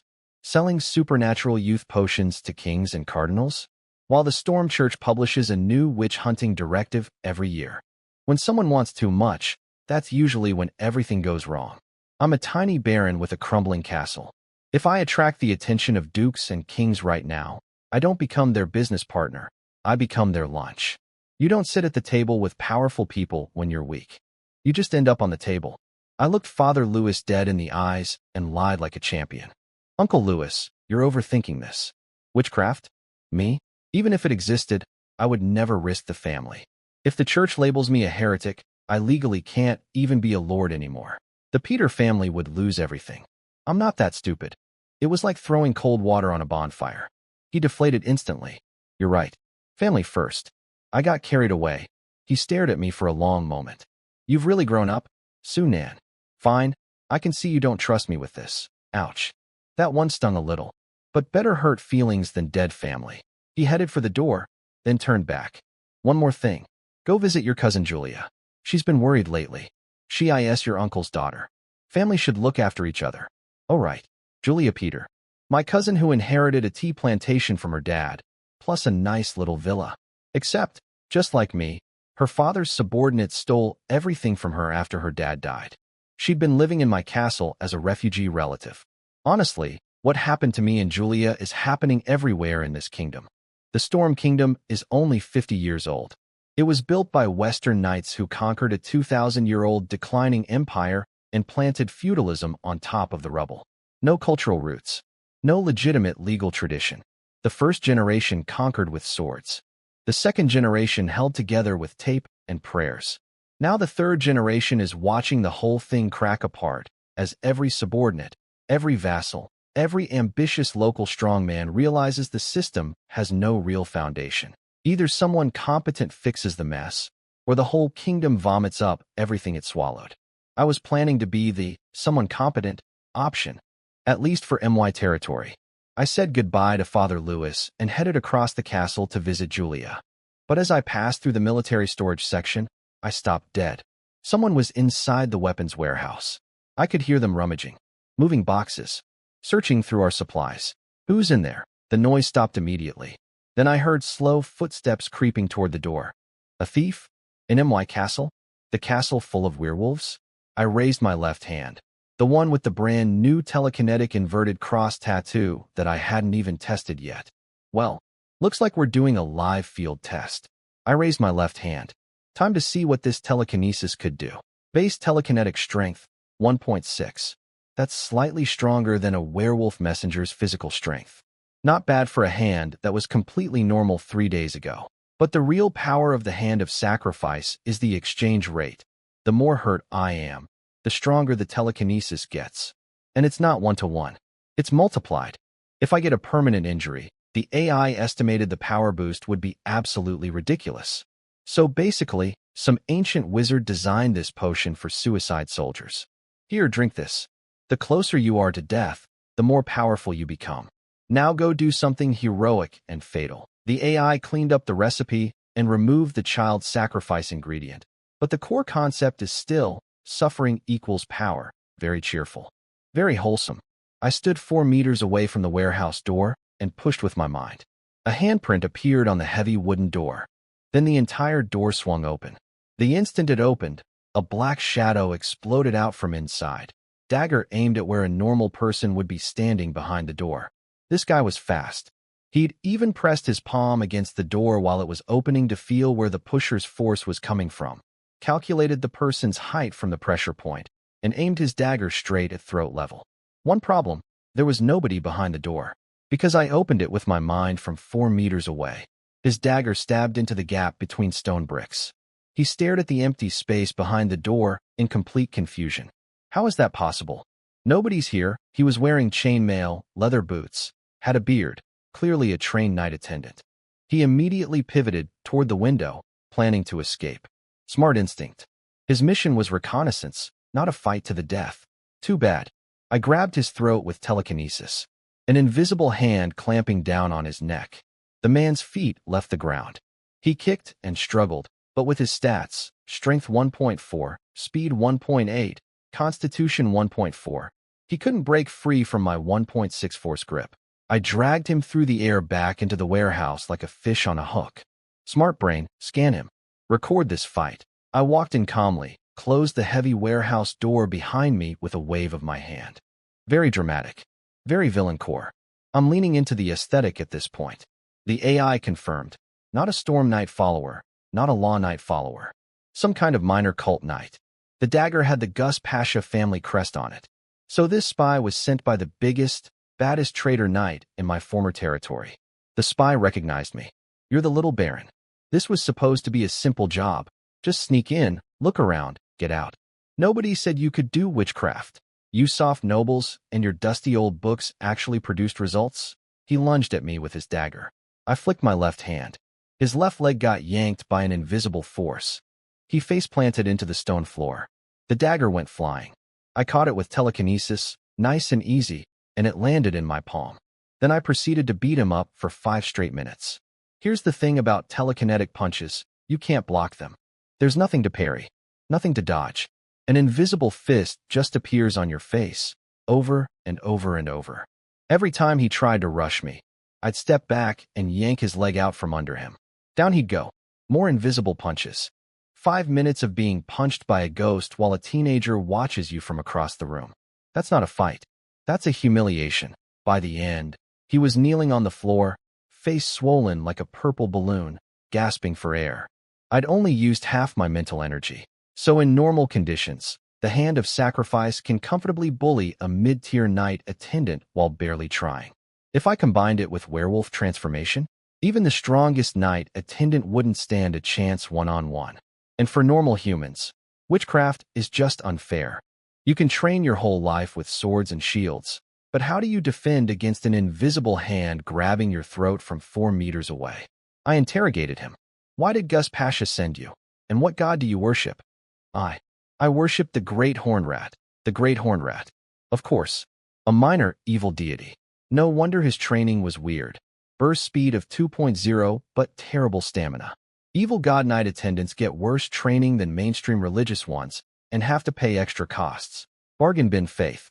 Discount divinity. He spilled everything. Maple Leaf Town's mayor went to Gus Pasha for military protection. Gus agreed. The mayor suspected I was behind the caravan attacks. Gus didn't believe it, but after the mayor nagged him enough, he sent this rat worshipper to investigate. But Gus Pasha never expected you'd actually know witchcraft. The spy's eyes were pure terror. Thanks to centuries of church propaganda, wizards are basically the boogeyman of this world. Famine. Wizards. Plague. Wizards. Your chicken laid a weird egg? Wizards. So being trapped in a dark warehouse with a confirmed wizard was this guy's worst nightmare. While I was processing this, my peripheral vision caught a flash of metal. The spy was pulling a mini crossbow from inside his shirt. I casually waved my left hand. Like swatting a fly, the crossbow rotated in his grip. The bolt, which was aimed at me, spun 180 degrees to point at his own throat. He'd already pulled the trigger. Couldn't stop it. He shot himself in the neck. He slumped over, dead, sitting on the floor with his head hanging. Killed by his own weapon, redirected by an invisible force. The most paranormal cause of death you could imagine. This is what telekinesis does. I didn't even touch him. He literally killed himself because I flipped his crossbow around with a thought. Warwick, come clean up a body, please. My old butler appeared at the door, sniffing the air. Young master, are you hurt? I smell blood. That's his blood, not mine. I'm fine. Warwick stripped the chainmail off the corpse. Decent equipment, worth good money, and disposed of the rest. Professional cleanup. But this fight taught me something important. My body is still garbage. Stats all at one. If that spy had actually reached me, I'd have been in serious trouble. Telekinesis is amazing for keeping distance, but I need physical capability too. Smart brain, status on the alpha werewolf potion, 99% complete. Almost ready. Finally. Over the next week, I brewed 10 messenger potions and transformed all 10 hunting dogs. 12 werewolf messengers total now, with Wolf 1 and Wolf 2 as squad leaders. My spirit power and mana both hit 9.9, but 9.9 wouldn't become 10. I kept drinking enhancement potions every day, feeling progress, feeling the wall getting thinner, but I couldn't break through. Like pushing against a door that's locked from the other side. It was coming. Just. Not yet. I ordered all werewolves to stop raiding Maple Leaf Town's caravans. With Gus Pasha involved, the risk of my werewolves getting caught was too high. One captured werewolf and the enemy learns everything. Our abilities, our weaknesses, our numbers. Not worth it. Also, 12 messenger werewolves was the max I could maintain. Warwick and Pella told me managing 10 new wolf dogs was already exhausting. These creatures have werewolf bloodlust and dog brain impulse control. If even one escaped and attacked my own villagers, it would be catastrophic. I could ignore safety and spam produce hundreds of them. But werewolf army accidentally eats my own people is not the headline I'm going for. Then, 2 weeks of quiet later, something weird happened. Maple Leaf Town sent me a formal invitation. Their marketplace had been attacked by some kind of cult terrorists who went on a killing spree against merchants. The guild leaders blamed the mayor, filed charges against him in the town court, and invited me and the 3 independent knights to serve as jury. I rejected it instantly. First, obvious trap. Second, I'm busy trying to break through to Spirit Power 10 and finishing my Alpha Werewolf potion. Third, a court without military backing is just theater. The mayor has Gus Pasha's army behind him. What's a guilty verdict going to do? Ask him nicely to step down? But the terrorist attack itself was interesting. I asked Warwick about it. Apparently some cult member went berserk in the marketplace, slaughtering merchants randomly. But here's the weird part. The guy who did it keeps insisting he didn't do it. He says another person inside him did it. Warwick thinks it's just an excuse. But me? With 9.9 mana and months of experience with dark magic, mind-altering wolf venom, and potions that send hallucination voices into your brain, another person inside him doesn't sound like an excuse to me. It sounds like possession. And if someone, or something, is possessing people near my territory, that's either a problem or an opportunity. Probably both. A week after I rejected that fake court invitation, Warwick brought me the hilarious update. Gus Pasha stormed into the courtroom with a small army, arrested all the guild leaders who opposed the mayor, and basically conquered Maple Leaf Town using the mayor as a puppet. The mayor invited a wolf to protect his sheep, and now the wolf owns the farm. Shocking. Nobody could have predicted this except literally everyone. Warwick was worried. Sir, Gus Pasha now controls Maple Leaf Town and has another knight allied with him. Shouldn't we do something? I held up my freshly brewed golden potion and smiled. Let him have his fun. Right now he's pouring all his energy into controlling a rebellious trade town full of angry merchants and imprisoned guild leaders. That means he's not training, not building his military, not getting stronger. He's babysitting capitalists. Besides, he's basically spring cleaning Maple Leaf Town for us. When I take it later, all the troublemakers will already be dealt with. My strategy was simple. Every single day, I was getting stronger. My enemies were staying the same or getting weaker from spreading themselves too thin. Tom was on my side. Why rush? Warwick nodded and reported that he and Pella had positioned all 12 werewolf messengers around the castle perimeter like a supernatural alarm system. Through the pack bond, any intrusion would be instantly detected. No more surprise spies sneaking into my warehouse. Then he casually mentioned he'd been sparring with Robert, my knight attendant, and learning combat techniques. I'm picking things up so fast. Never thought at my age I'd be jumping around like a young man again. Robert, standing guard at the door, looked like someone had stepped on his soul. Poor Robert. He'd been the strongest fighter in my territory for years. Loyal knight attendant, trained in the storm god's path, dedicated his life to protecting me. And now, the butler and the maid could both beat him up. He finally cracked. It's like cheating. If anyone can drink a potion and become this strong, why would anyone worship the storm god? Why would anyone spend years training to be a knight? Then his voice got quiet. Sir, I've spent so many years on the storm knight path. If I become a werewolf, I'd have to abandon my faith. I can't throw away everything I've worked for. But watching everyone else zoom past me, Warwick, being the classy gentleman he is, just chuckled softly and said, Robert, you're a wonderful warrior and teacher, instead of flexing his wolf biceps. And in that moment, I finally understood why the Storm Church treats wizards as enemy number one. If ordinary people can achieve superhuman power through potions instead of prayer, the entire religious power structure collapses. Why spend decades training and worshiping when you can drink one bottle of glowing juice and skip to the end? The church isn't hunting wizards because they're evil. They're hunting wizards because wizards are bad for business. I told Robert his military expertise was invaluable and he'd always have a crucial role. He relaxed a bit and apologized for speaking out of turn. Good man. Conflicted, but good. Everyone left. Door closed. Just me and one glass bottle of pure gold liquid. The Alpha Werewolf Potion. My custom-designed, AI-engineered, spinal cord virtual machine compatible leader class transformation formula. This thing cost 100 gold coins to make. 15 gold coins dissolved directly into the brew. 1 emerald the size of a pinky fingernail. Absurdly expensive in this era. 3 bottles of Greater Werewolf Potion as boosters, poured in at the final stage. This single bottle was worth more than some knights earn in a year. Mass production? Impossible at current budget. This was a one-of-a-kind luxury item. The Rolls-Royce of lycanthropy. Smart brain, prepare to route the werewolf magic into the bio-virtual machine partition. Ready? I drank it. Immediately, I understood what Warwick and Pella went through. Every cell in my body was rearranging itself. Every bone was reshaping. It hurt, like being stretched on a rack while someone hammered your skeleton with a mallet. But at the same time, there was this bizarre pleasure mixed in, like the pain and the euphoria were wrestling each other inside my nervous system. Even though it was broad daylight and nowhere near a full moon, a massive silver moon appeared in my vision. The core genius of my werewolf curse design, linking the transformation to moonlight at the magical level, stealing the moon's power to grant pseudo-immortality, was activating at full strength. I started growing.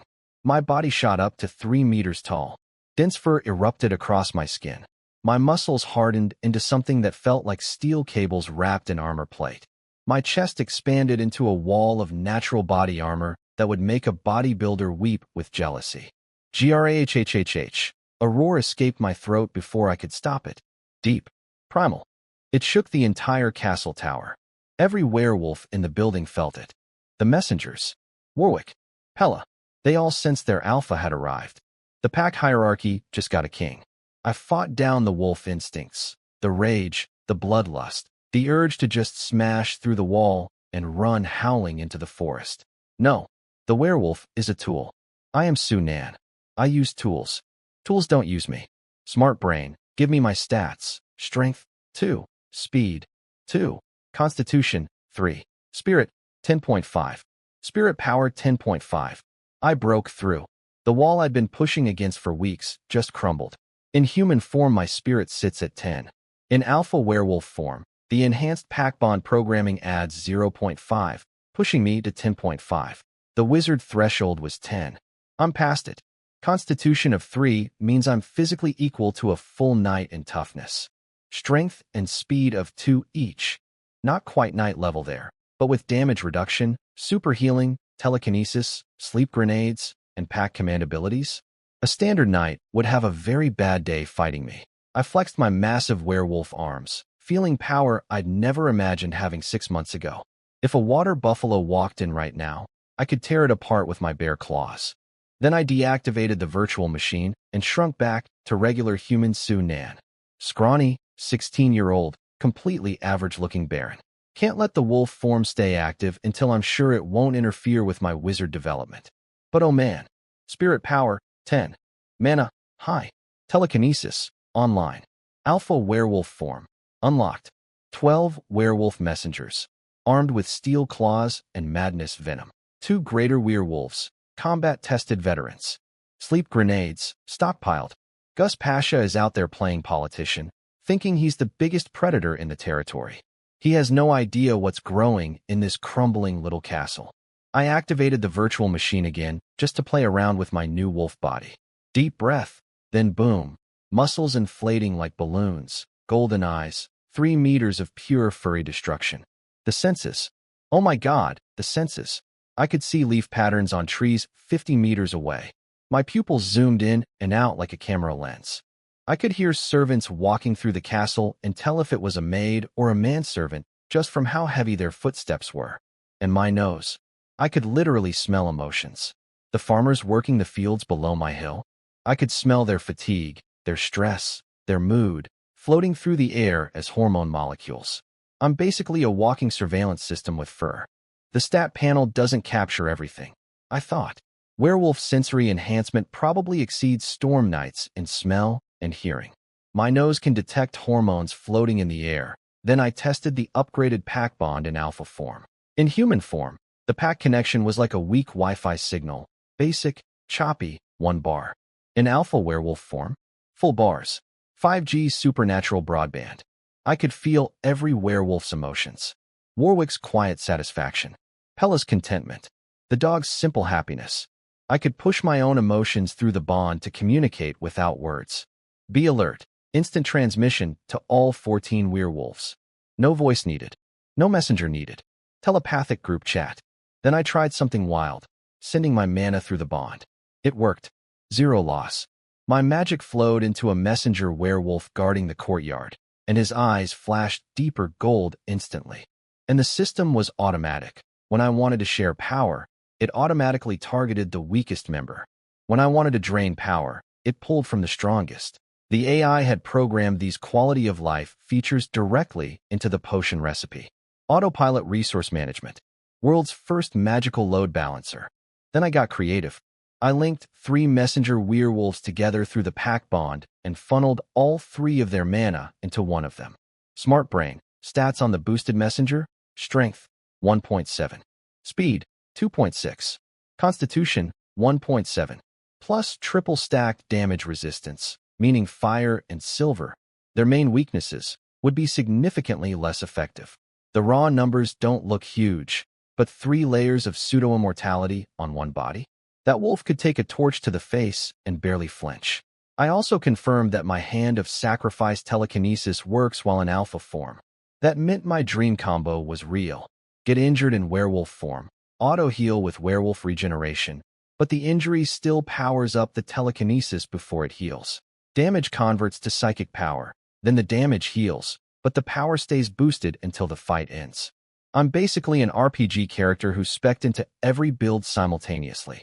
Smart brain. If I take my entire wolf army, 12 messengers, 2 greater werewolves, my alpha form, telekinesis, and all the sleeping bug grenades, against 2 knights, what are my odds? Against 1 knight with no army, 89%. Against 1 knight with an army, 78%. If the enemy knows fire and silver are your weakness, 57%. If a second knight joins, below 35%. All calculations assume knights have no special abilities. That last part bugged me. I didn't know if storm knights had special abilities. My information sources were Warwick, normal human, basic knowledge, Robert, knight attendant, limited access, and whatever books I'd scanned. The 3 traitor knights and Maple Leaf Town had deliberately kept me in an information blackout for years. The church says only gods can heal or resurrect, so probably no holy magic from knights. But probably isn't definitely 35% against 2 knights. That's a coin flip I lose. Not acceptable. I don't do coin flips. Every move I make should be a guaranteed win. Why gamble when I can just keep getting stronger? Smart brain. Any way to power up my wolf army further? Yes. The Hand of Sacrifice formula contains key principles that can be adapted for werewolves. The trade injury for power concept is perfect for beings with regeneration. However, werewolves lack the spirit power to use telekinesis.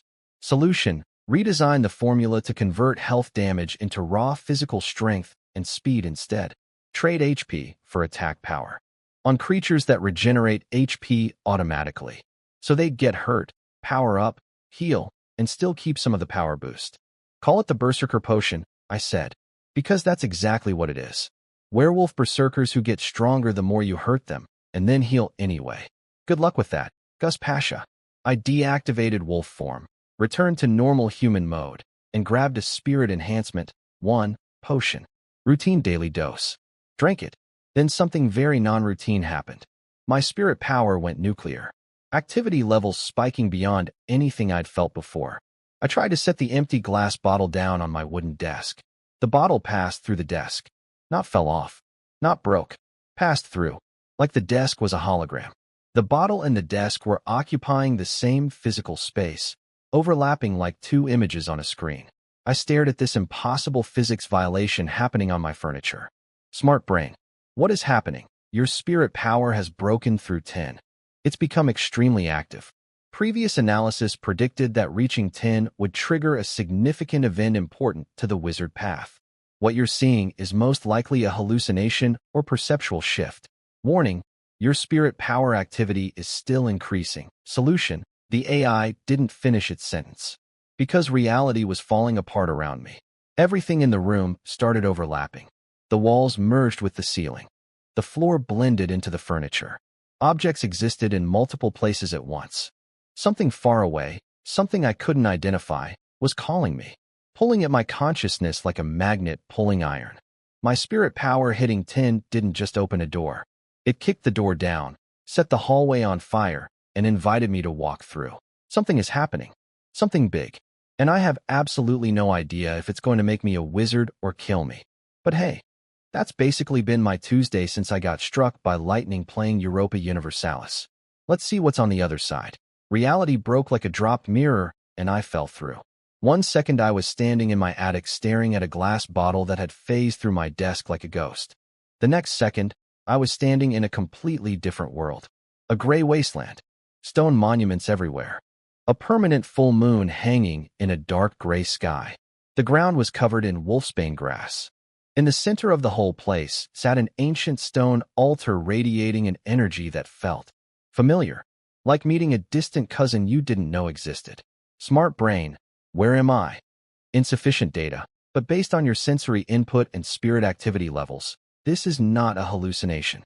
This appears to be a parallel dimension, an attached space existing alongside the physical world, like the underside of a planet. Potentially extremely significant to wizard civilization. So I didn't just break through to spirit power 10. I fell into another dimension. That's what happens when wizards hit level 10. You don't get a certificate and a handshake. You get teleported to the spirit world's back door. I climbed to the highest point of the wasteland and looked around. Thick gray mist surrounded this area on all sides, swallowing everything beyond the borders. To the west, half hidden in the fog, I could see the ruins of a massive castle complex. Parts of it had collapsed. The architecture had these weird coffin-shaped design elements everywhere. Very goth, very on-brand for wherever this was. Then I noticed a figure standing in the center of the wasteland. Black robes, giant scythe, tattered clothes like he'd been standing in the same spot for a very long time. I walked toward him with my guard up and my telekinetic hand ready. "Who are you? Where is this?" The figure looked up, and I could sense genuine surprise in his voice. "It has been so long since a wizard was born in this region. You are the first second-rank wizard apprentice to appear here in 2,000 years. Truly a miracle. I am, the gatekeeper and guide of the Grey Tomb Cemetery School, stationed here in the secret world. Welcome." My brain needed a minute. 2,000 years. This guy had been standing here alone for 2,000 years waiting for someone to show up. That's not lonely. That's a level of solitude that would make a lighthouse keeper file a complaint. Or explained everything. And honestly, it was like getting an entire university course in wizard civilization crammed into one conversation. This place is called the Secret World. It exists in the gaps between physical reality, like the flip side of the real world. In the physical world, matter controls the mind. Here, the mind controls matter. Wizards discovered this place naturally when their spirit power gets high enough, and they built entire civilizations in here.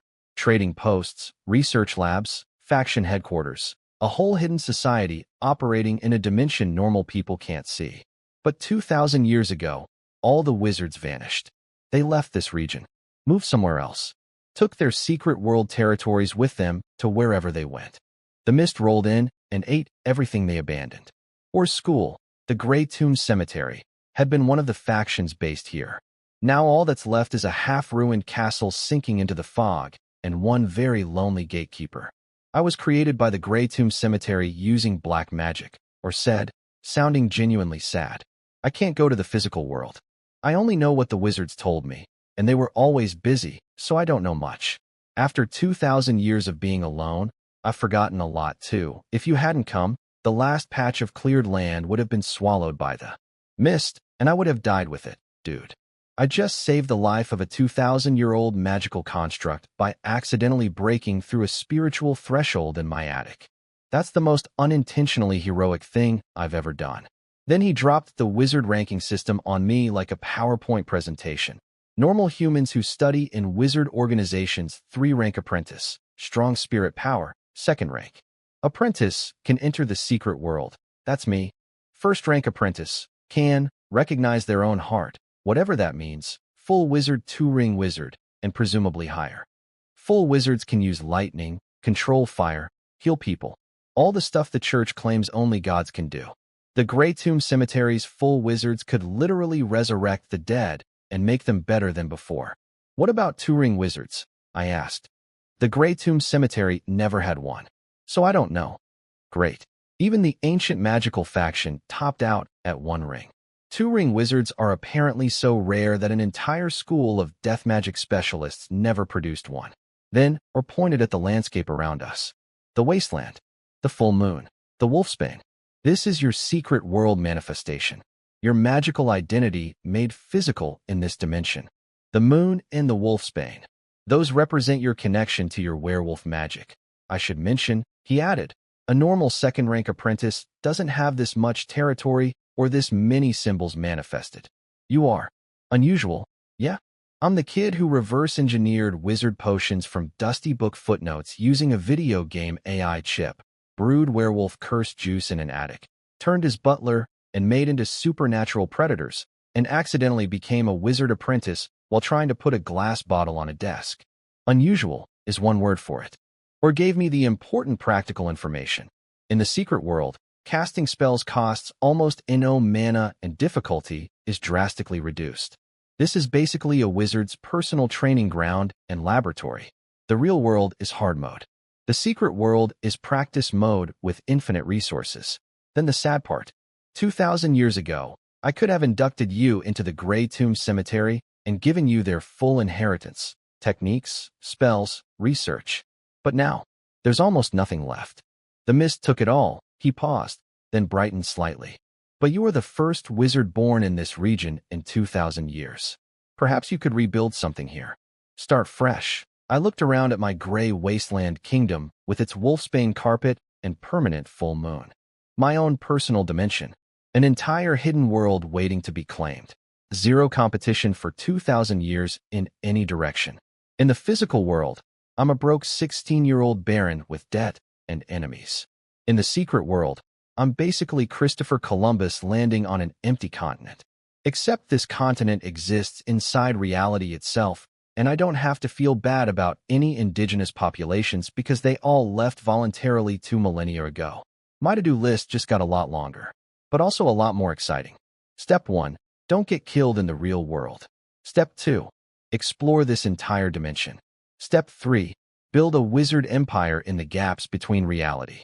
Step 4. Figure out what the Grey Tomb Cemetery knew about bringing back the dead. Because honestly, a school of wizards whose specialty was resurrection and death magic, and I just happened to be the guy who already created a werewolf army based on cursed immortality. I think I found my people. 2,000 years too late, but still. Alright, I figured out what this guy's deal was pretty quickly. He was giving me the whole, "Let me tell you about this place," speech, but really he was saying, "Please stay here and rebuild things because I've been alone for 2,000 years and I'm losing my mind." Fair enough, honestly. 2 millennia of standing in a gray wasteland holding a scythe with nobody to talk to? I'd be desperate for company too. While Orr was talking, my AI was secretly scanning him. The results were terrifying. Subject is a construct made from a massive collection of compressed souls. In the secret world environment, his combat power far exceeds anything you can currently handle. Cool. So the lonely Grim Reaper cosplayer could obliterate me if he wanted to. Good thing he seemed friendly. Really important to establish our relationship properly here. But the skin also brought amazing news. The data from Orr's soul construct body gave the AI a breakthrough on 2 completely new potion concepts. First, a potion that would let my werewolves command real wild wolf packs. My supernatural wolves could recruit natural wolves as minions. A wolf army that recruits more wolves. It's a pyramid scheme made of teeth. Second, a potion for manipulating ghosts and spirits. Because apparently when you scan a being made of compressed souls, you learn a lot about soul manipulation. The Grey Tomb Cemetery specialized in death magic, and even though I missed their official inheritance, I was basically stealing their homework by scanning the janitor. I asked her straight up, "So what exactly are you offering me here? What's your position on us?" The scythe-wielding shadow entity bowed to me. "You are the only wizard born in this region in 2,000 years. You are the first person I've spoken to in 2,000 years. You're only a second-rank apprentice, but beggars can't be choosers. I pledge myself to you, as I once served the Grey Tomb Cemetery. Nothing matters more to me than seeing this land thrive again. A 2,000-year-old superpowered soul construct just swore loyalty to me because I was literally the only option. It's like being voted Employee of the Month when you're the only employee. But hey, I'll take it. I accept your service," I said, trying to sound dignified and not like a teenager who just recruited the Grim Reaper. Then I had a brilliant idea. "Hey, Orr, you said magic is easier and cheaper in the secret world, right? What if I drag my night enemies in here? This would be my home turf. I'd crush them." Or thought about it carefully. "You're correct in theory. But pulling non-wizards into the secret world is extremely difficult. The Grey Tomb Cemetery assigned multiple first-rank apprentices to develop that technique. It took them over a decade to create a spell called Grey Tomb Ash. And it required 5 first-rank apprentices casting it together. So, probably not happening for you anytime soon. Disappointing, but expected. Nothing's ever easy." Then, or casually dropped some knowledge about knights that made my ears perk up. Law knights have a special ability called canon prayer. They pray to the god of law, declare their enemies' sins, and get different physical boosts depending on which laws the enemy has broken. It's basically a power-up system controlled by the opponent's behavior. Wait, so law knights get stronger based on how sinful their enemy is? That's the most passive-aggressive combat system I've ever heard. You stole bread? Now I punch 20% harder. You committed murder? Now I'm twice as fast. The god of law is basically running a cosmic penalty system. My enemies are storm knights, though, I said. Storm god followers. What do you know about them? Or paused. The storm god? I don't have any information about a storm god. My knowledge is 2,000 years old. There was no major deity called the storm god back then. He scratched his chin through his tattered hood. But I do remember a minor deity called the storm chieftain, a tribal protector god worshipped by a semi-nomadic people from the frozen north. No unified doctrine. Just storm chieftain will protect us from winter, help us find food, beat our enemies, and lead us south to conquer better land. My brain stopped. The storm chieftain, a barbarian tribal god from the north, whose doctrine was literally, go south and take rich people's stuff. And the Storm Kingdom, founded 60 years ago by descendants of northern tribes who migrated west, joined a holy empire, then came east and accidentally destroyed the Eastern Empire instead of saving it, and built their own kingdom on the rubble. The great and holy storm god that every noble, priest, and peasant in this kingdom worships might just be a tribal war god from the frozen tundra who got a rebrand and a promotion. That's like finding out the CEO of your company used to be a gas station attendant who lied on his resume. Not necessarily a problem, but very different from the official story. And here's the really creepy part one already knew. The god of law, who was supposedly the Storm Kingdom's ally, hadn't responded to any prayers in over 100 years. Radio silence. Complete ghosting. The guy whose followers the Storm Kingdom was supposedly here to help might not even be picking up the phone anymore. So let me get this straight. I live in a kingdom founded by northern barbarians, worshipping a tribal war god they dressed up as a civilized deity who invaded foreign land under the pretense of helping followers of another god, who hasn't been active for a century, and whose church hunts wizards as their #1 enemy, while the actual wizard civilization left this entire continent 2,000 years ago because the magic dried up. And now the magic is coming back. And I'm the first wizard in 2 millennia, standing in the spiritual ruins of a death magic academy, with a soul construct bodyguard, and a werewolf army. This is going to get so complicated. But first things first, new potion recipes, ghost manipulation magic, wolf commander potions, berserker upgrades. Gus Pasha thinks he's the apex predator of this region because he's a big man in plate armor. He has no idea what's coming out of this crumbling castle. I poked around the secret world for a while and confirmed that the mist was absolutely no joke. I stuck one finger into it and immediately couldn't tell up from down, left from right.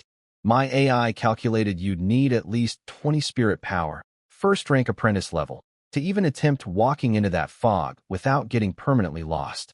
20. I'm at 10. So the Grey Tomb Cemetery's castle ruins, sitting right there in the mist, tantalizingly close, full of probably amazing death magic secrets, completely off limits. It's like being able to see a treasure chest through a glass wall. Except the glass wall is made of existential confusion and will erase your sense of direction forever. I left the secret world using the method or taught me. Basically, imagine a door in your mind and push it open. Simple enough. I popped back into my attic and Robert freaked out. "Sir, where did you go?" I heard weird noises, came in, you were gone. Then I turned around, and you were just standing behind me. So apparently when I enter the secret world, my entire body disappears from reality. Not just my mind, my whole physical self. I literally vanish from the real world and reappear when I come back. That's going to be hard to explain to people. Where were you? Another dimension. What? Don't worry about it. I told Robert everything was fine. He's a good man. He doesn't ask follow-up questions when the boss says, "Don't worry about it." Perfect employee. Over the next month, summer was ending. I cranked out 2 brand new potion types from the data my AI gathered by scanning or berserker potion. Core ingredient, a shrub called Sawujia, makes werewolves convert damage into raw physical power. Get hurt, get stronger, then regenerate the damage but keep the power boost. My werewolves are now officially the most annoying enemies in existence. Wolf Commander Potion, core ingredient, a wild wolf's claw. Lets werewolves psychically command normal wild wolf packs in the area. My supernatural wolves can now recruit regular wolves as foot soldiers. It's a multi-level marketing scheme except the product is violence and the downline is made of actual wolves. I dosed everyone. All 12 messengers, both greater werewolves and myself. Every single member of my pack now had the full upgrade package, Steel Claws, Wolf Venom, Wolf Commander, and Berserker mode. My werewolves went from Scary. 2. How is this fair? Current potion research projects on the AI's to-do list. Super Werewolf Potion. Complete Werewolf Overhaul 8% complete. This was basically Werewolf 2.0, a ground-up redesign. I spent years creating the original werewolf formula from scratch, so a full upgrade was going to take a while. Spirit Enhancement 2, 37% complete. The one version was hitting diminishing returns. It could theoretically push me to 15 spirit power, but the closer I got to 15, the slower the growth. Like trying to squeeze the last toothpaste out of the tube. Ghost Manipulation Potion, 67% complete. Almost done, based on the Soul Construct data from OR. Soon I'd be able to mess with spectral entities. Because what my resume needed was Ghost Commander, added to Werewolf Alpha, and Telekinetic Baron. My current stats, Spirit 10.2, Mana 10.2 in human form. Spirit 10.7, Mana 10.7 in Alpha Wolf form. Growth was slow now because the one potion was running out of gas at this level. I needed that 2 formula bad. I was starting to understand the wizard power hierarchy through my own lens. Spirit Enhancement Potions equals civilian-grade work. Werewolf Curse Series equals 3rd rank apprentice level. Spirit Enhancement 2 and Super Werewolf equals 2nd rank apprentice level. Each tier needed better ingredients, more mana, and more skill. But here's what made me confident. My potion designs were good. The core theories behind my werewolf and spirit potions were solid. A well-designed 3rd rank potion could potentially match a poorly designed 1st rank one. And since I had a Galaxy Brain AI doing the theoretical work, my designs were definitely not poor. I just had no way to compare myself to real wizards because I'd never met one. I was basically homeschooled in wizardry. Straight A's, but I've never seen another school. Walking down the castle stairs, I asked the important question. Smart Brain, current win rate against Storm Knights? 100%. 100%. Primary factors. Berserker mode doubles all werewolf stats at peak. Wolf Commander ability recruits local wild wolf packs, neutralizing the enemy's numerical advantage from regular soldiers. With Berserker active, my messenger werewolves would go from speed 2.5 to speed 5.0 during combat. That's faster than any knight. My greater werewolves would hit Constitution 6, double a knight's toughness, plus regeneration, plus steel claws, plus madness venom, plus a supporting army of mind-controlled wild wolves. We went from, maybe we can take one knight, to, we can take all of them, and it won't even be close. Warwick found me at the bottom of the stairs. Young master, some guild leaders from Maple Leaf Town escaped and brought their families here. They're begging for shelter. But accepting them would provoke Gus Pasha. I looked at him. Do we need to care what Gus Pasha thinks? He can be upset all he wants. If he's got a problem, he can come here and discuss it personally. Through the castle window, I could see them on the lawn below, merchants with their families, servants carrying luggage, horse carts piled with belongings. They looked terrified. Rich people who'd never been refugees before, suddenly discovering that money doesn't help when a knight in full-plate armor decides he owns your town. The mayor is going to regret bringing that military maniac into our town, one of them was saying. The only person that Madman might still respect is Baron Su Nan. He did swear loyalty to Su Nan before the Storm God. Surely he wouldn't disrespect the Storm God's witness, right? Oh, buddy. You have no idea how little anyone around here respects any gods. My butler is a werewolf. My mate has fangs. I brew curse potions in my attic. And I just got back from a parallel dimension where I recruited the Grim Reaper. But sure, come on in. Make yourselves comfortable. Because very soon, I'm going to walk into Maple Leaf Town and take back everything. And having the guild leaders on MY side when that happens? That's not charity. That's a business investment. I hosted a welcome dinner for the Maple Leaf Town refugees. Fancy soup, steak, lamb chops, roasted potatoes, corn, the works. For people who'd been running for their lives 12 hours ago, the look on their faces when they saw actual food on actual plates was priceless. They kept sneaking glances at me like nervous puppies hoping I wouldn't kick them out mid-bite. Let me inventory my new guests. 3 guild leaders, Fur Trade Guild, Woodworking Guild, and Textile Guild. Basically Maple Leaf Town's entire industrial backbone. Plus a rich merchant named Pigg, who ran the town's hotel and warehouse businesses, making him the second wealthiest person after the mayor himself. So the mayor invited Gus Pasha to protect the town, and Gus Pasha responded by becoming a psychotic military dictator. Shocking. Who could have possibly predicted this outcome? All right, everyone. The guild leaders couldn't wait to tell me horror stories. He hand-ripped a street vendor in half because the vendor didn't clearly display a discount price and Gus overpaid by a few coins. I blinked. He tore a man apart over a coupon. Then he ordered his soldiers to massacre half a street of merchants. The textile guild leader chimed in. Anyone who says anything negative about him gets killed immediately. The town's economy is in the worst state it's been in over a decade. The woodworking guild leader, a well-dressed woman named ISC, added. We tried to get the mayor to kick him out. The mayor betrayed us instead. We escaped at midnight. Gus sent soldiers after us, but we managed to get here. Now that part made me think. Gus Pasha is a full storm knight, 3 times normal human capability in everything. If he actually wanted to catch a bunch of merchants fleeing in horse carts at midnight, they'd be dead before sunrise. He could probably chase them down on foot, which means he let them escape. On purpose. Why? Because Gus doesn't want to waste time babysitting angry capitalists. He'd rather replace them with obedient ones.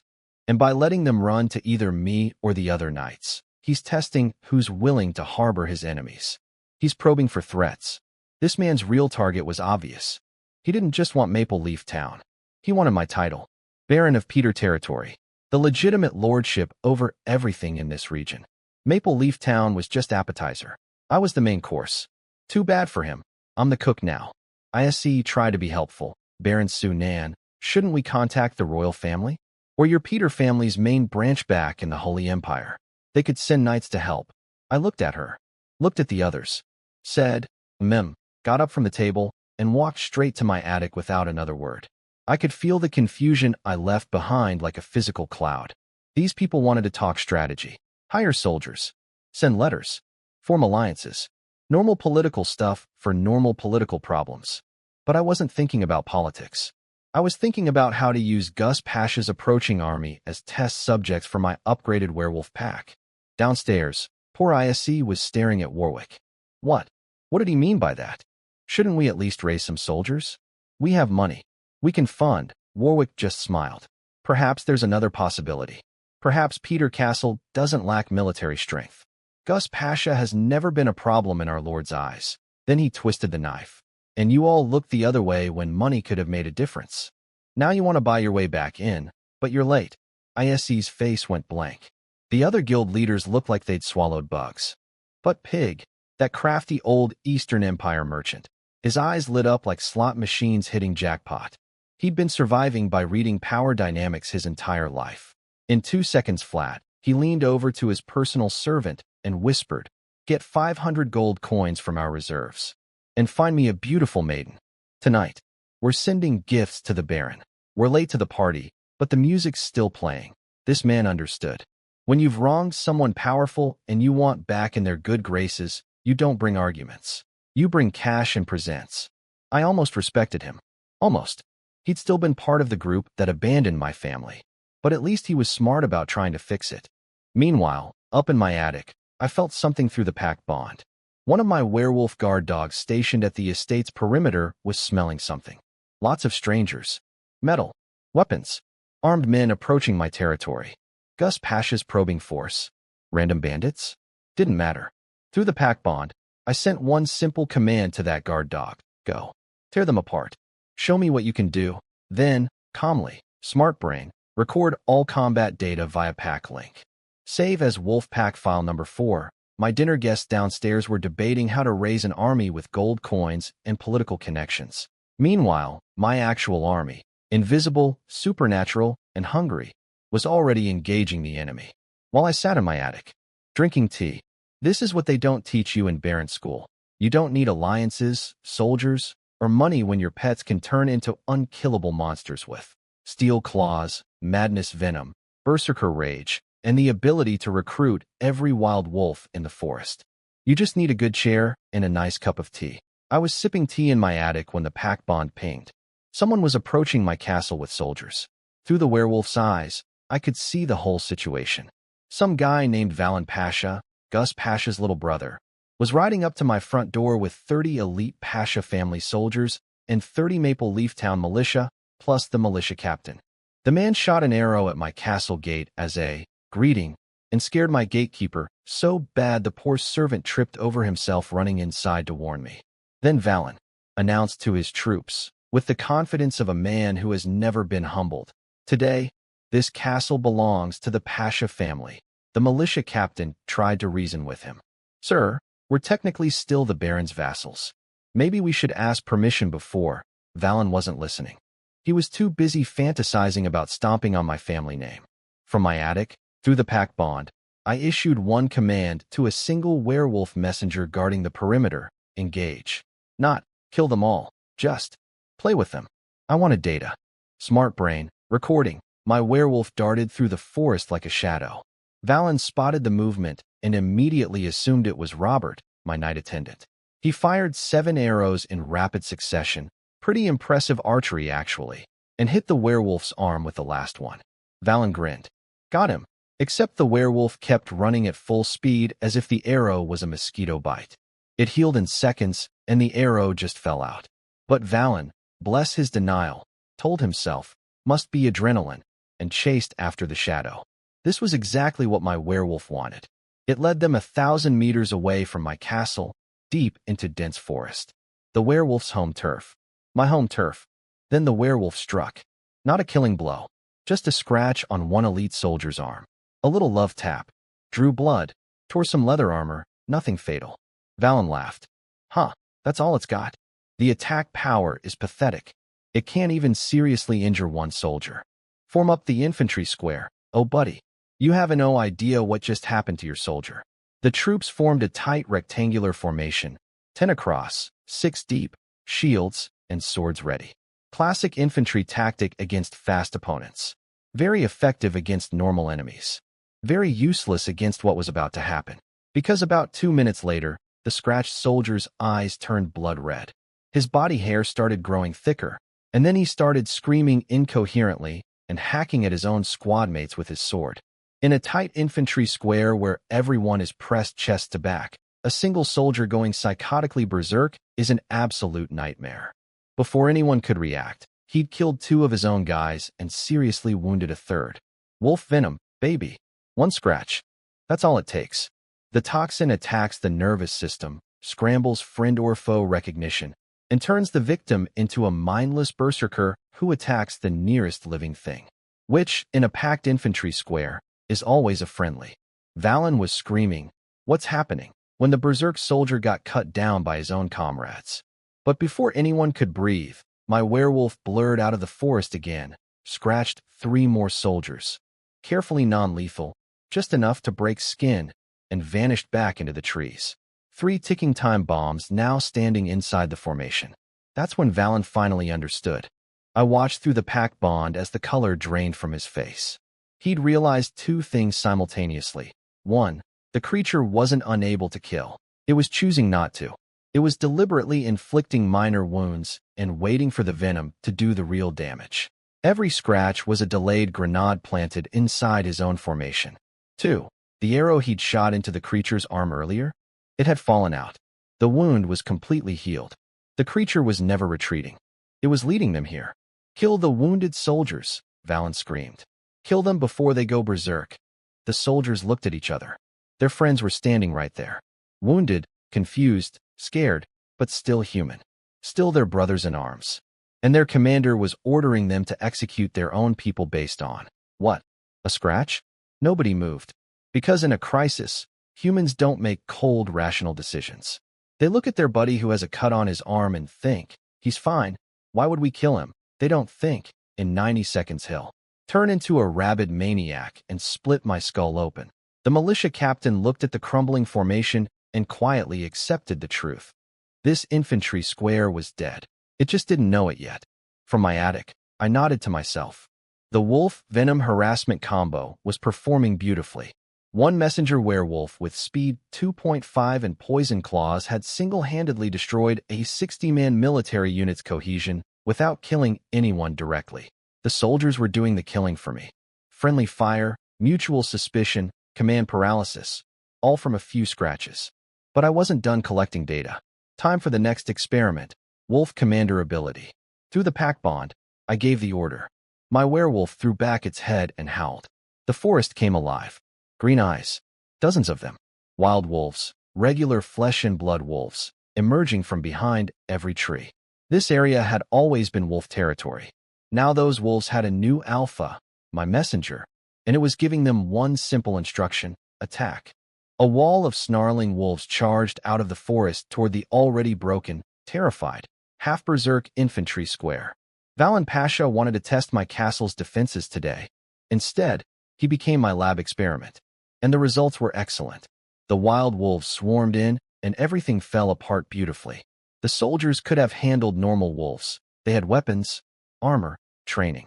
But they couldn't handle wolves and berserk poison-infected teammates and the werewolf messenger all at the same time. It was a three-layer sandwich of chaos, and the filling was screaming. My werewolf stopped hiding and stepped into the open. Broad daylight. Full monster form. Every soldier who got a good look at it forgot how to breathe for a second.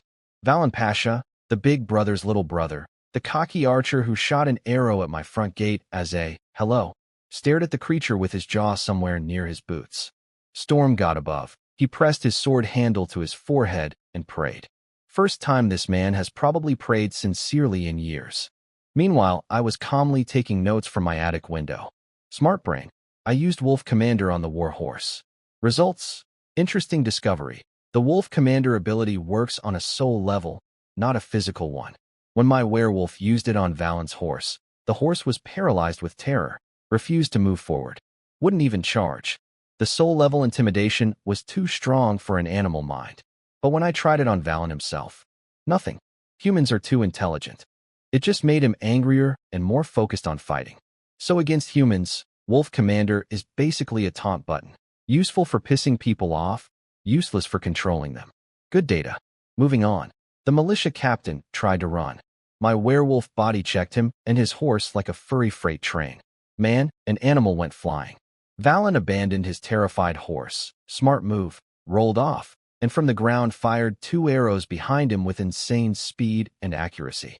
Both arrows punched through my werewolf's body. Full penetration. The werewolf went down. I'll give Valen credit. The man was a beast with a bow. Each arrow hit with the force of a small ballista. This wasn't a regular knight attendant. This was an elite one who'd been training for over a decade. The AI scanned him. Strength 2.3. Speed 1.9, Constitution 2.3. 2 stats above 2.0. That's insanely high for a knight attendant. My own knight attendant Robert couldn't touch these numbers. The dead rat god spy from before was trash compared to this guy. Valen watched the werewolf collapse with 2 arrows through its torso and exhaled with relief. Then the werewolf stood back up. It grabbed both arrows sticking out of its chest and pulled them out while howling. The wounds started closing immediately. The look on Valen's face was the look of a man whose entire worldview just shattered like a dropped plate. It's immortal? That's impossible. Nothing survives that. Do I need a priest to kill this thing? He tried close combat next. Drew his dagger, clashed with the werewolf's claws, and actually won the exchange. His strength was way higher than the messenger's base stats. He knocked the werewolf back, retreated, pulled his bow again, and shot the werewolf eye in the eye. Through the eye, through the brain. Complete cranial penetration. Arrow went in the front and almost came out the back. Any living creature in history would be dead from that. My werewolf reached up, grabbed the arrow sticking through its own skull, and slowly pulled it out. Valen's soul visibly left his body. The man was done. He was already planning his escape route. Already thinking about running to a church because maybe holy ground would stop whatever this was. But he hadn't noticed something. The werewolf's golden eyes had shifted to gold red. The pupils contracted. Berserker mode activated. Every wound the werewolf had taken, the arrows, the dagger cuts, the brain penetration, all that damage was converting into raw power. Healing speed doubled. Strength surging. At peak Berserker, a messenger werewolf hits strength 3.0. That's full knight level. The werewolf roared. Blood literally bubbling under its skin like it was boiling. It launched at Valen with speed he wasn't prepared for. Now it was Valen's turn to be on the receiving end. 3 minutes of increasingly desperate combat as the werewolf got stronger with every hit it took. Every time Valen wounded it, it healed and powered up. He was literally making his enemy stronger by fighting back. The ultimate lose-lose combat situation. Cut. Heal. Get stronger. Cut. Heal. Get stronger. Valen's armor was shredding, his stamina draining, his wounds accumulating. The werewolf's wounds closing as fast as they opened. Final blow. The werewolf backhanded Valen so hard he flew through the air, slammed into a tree, and broke the tree in half. Before Valen could even process the pain of having his spine rearranged by lumber, the werewolf jumped on his chest and ended it. Valen Pasha, elite knight attendant, Gus Pasha's brother, the man who rode up to my castle gate and declared it would belong to his family today, killed by a dog. My dog. A hunting dog that I raised from a puppy, fed werewolf juice, and upgraded with 4 different combat potion add-ons. Today this castle belongs to the Pasha family, he said 2 hours ago. Today his heart belongs to me. Literally. Because from my attic, I had noticed something weird through the scan. Valen's heart had undergone some kind of mutation. Probably because he was so close to breaking through to full knight status. A half-transformed knight's heart could contain incredibly valuable biological data. Smart brain. Would obtaining that mutated heart help with potion research? Yes. Knights are the only non-wizard anomaly in this world. A near-breakthrough knight's heart could provide critical data for new potion formulas. I ordered the werewolf to rip open Valen's chest and extract the heart. So let me update the scoreboard. Today's field test results. Wolf, venom harassment. Devastating. 1 werewolf turned an entire infantry formation against itself. Soldiers killing their own friends. Complete psychological collapse. Wolf commander on animals. Excellent. Horses paralyzed with soul-level terror. Wild wolves recruited as disposable infantry. Wolf commander on humans. Useless for control, but works as a taunt. Filed under, situational. Berserker mode versus elite knight attendant. Victory. The werewolf took catastrophic damage, including a literal arrow through the brain, converted all of it into power, and overpowered a 2.3 strength fighter through pure attrition. And I got a mutant knight heart as a bonus drop. Not bad for a Tuesday afternoon. Over in Maple Leaf Town, Gus Pasha was having the worst day of his life. And I was the reason. I'd ordered my werewolf to dump all the bodies. Valen, the soldiers, the militia captain, everyone, right at Maple Leaf Town's front gate. Like a cat leaving dead birds on the doorstep. Except instead of birds, it was 60 corpses covered in claw marks with one very important body missing its heart. Gus Pasha stood over his brother's body in the town council hall, peeled back the white cloth covering Valen's chest, saw the gaping hole where a heart used to be, and crushed the wooden table next to him with his bare hand. According to the Storm Church, your body needs to be intact after death or your soul goes to Crimson Hell instead of the Storm God's paradise. So not only did I kill his brother, I also damned his soul to eternal torment by stealing his heart. Accidentally, actually. I just wanted the heart for potion research. The theological warfare was a bonus. Mayor Showcart tried to bond over shared grief. Sir Pasha, my son, also died to these monsters. Gus Pasha turned his blood-red eyes on the mayor with a look that could melt steel. My brother's life is not comparable to your worthless son. The mayor's face turned purple. He wanted to argue but suddenly realized, looking around the hall, that every single person in the room was a Pasha loyalist. His militia captain was dead. His allies were gone. He'd been completely hollowed out. The man who invited the wolf to protect his sheep just realized the wolf ate everyone he knew and left him standing in an empty room. A soldier burst in with intel. Sir, the fugitives fled to Baron Su Nan's territory. Gus Pasha blinked. The kid Baron? Not to Mail Berrigan's domain. Mayor Showcart's eyes lit up with psychotic vindication. I knew it. The Baron is behind everything. My son's death. The caravan attacks. All of it. For once, the mayor was actually right. Broken clock, twice a day, etc. Gus Pasha sat in confused silence. 5 years ago, Su Nan was an 11-year-old boy he could have killed with one finger. They'd spent years cutting off the kid's resources, blocking his communications, preventing him from hiring soldiers. All 3 knights and Maple Leaf Town had cooperated to keep the little Baron weak and isolated. And yet somehow, under all their noses, that little Baron had grown into something that could kill an elite knight attendant and steal his heart. How? The funniest part? Gus Pasha had noticed that the little baron liked buying random old books over the years. But Gus is a meathead. Pure muscle, zero academic curiosity.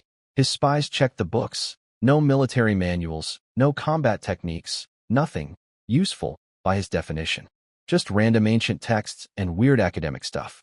He literally let me build my entire wizard operation because he couldn't imagine that books could be dangerous. This man watched me order crate after crate of dusty manuscripts and thought, what a nerd, let him waste his money. Meanwhile, I was reverse engineering an entire magical civilization from those useless pages. The irony is so thick I could bottle it and sell it as a potion. Gus grabbed the town priest by his collar and dragged him over to the body. You're a priest. If monsters killed my brother, how do I kill the monsters? The priest stammered. And maybe holy water? The storm god blessed our church's water. Supposedly it can repel evil. We have plenty at the church. Coat your weapons in it. Fine.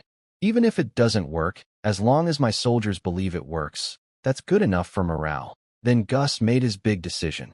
Summon Night Heron. Tomorrow morning, I march on that castle with everything I have. Night Heron, the third independent knight from my territory, the one Gus had beaten into submission 2 years ago. Now Gus was pulling in his vassal knight for a full-scale assault. 2 storm knights, their combined armies, against 1 crumbling castle. Tomorrow morning. Too bad for him. I wasn't waiting until tomorrow. That night was a full moon. A giant silver disc hanging in the sky, drowning out every star. Maximum werewolf power night. My entire pack at peak performance. I stood on the high ground overlooking Maple Leaf Town with Warwick, Pella, Robert, and my wolf army spread through the darkness. Warwick looked at me with those golden wolf eyes. Young master, I've waited a long time for this day. Your father would be proud. We're not waiting for morning, I said.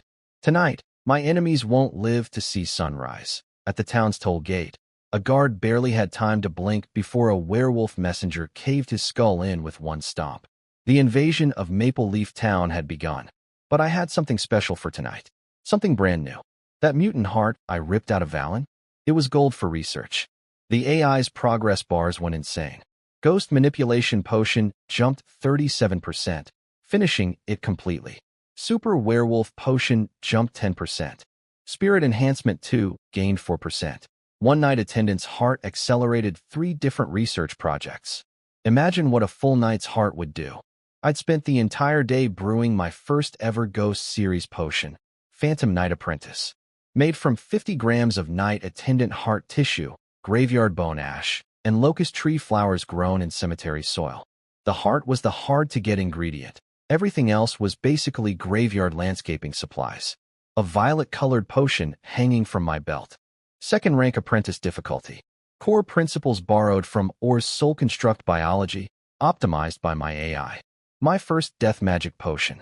Fitting, considering I was about to bring a lot of death to Maple Leaf Town.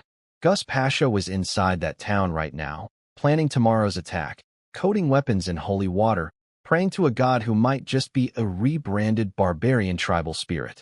He had no idea that tomorrow was already canceled.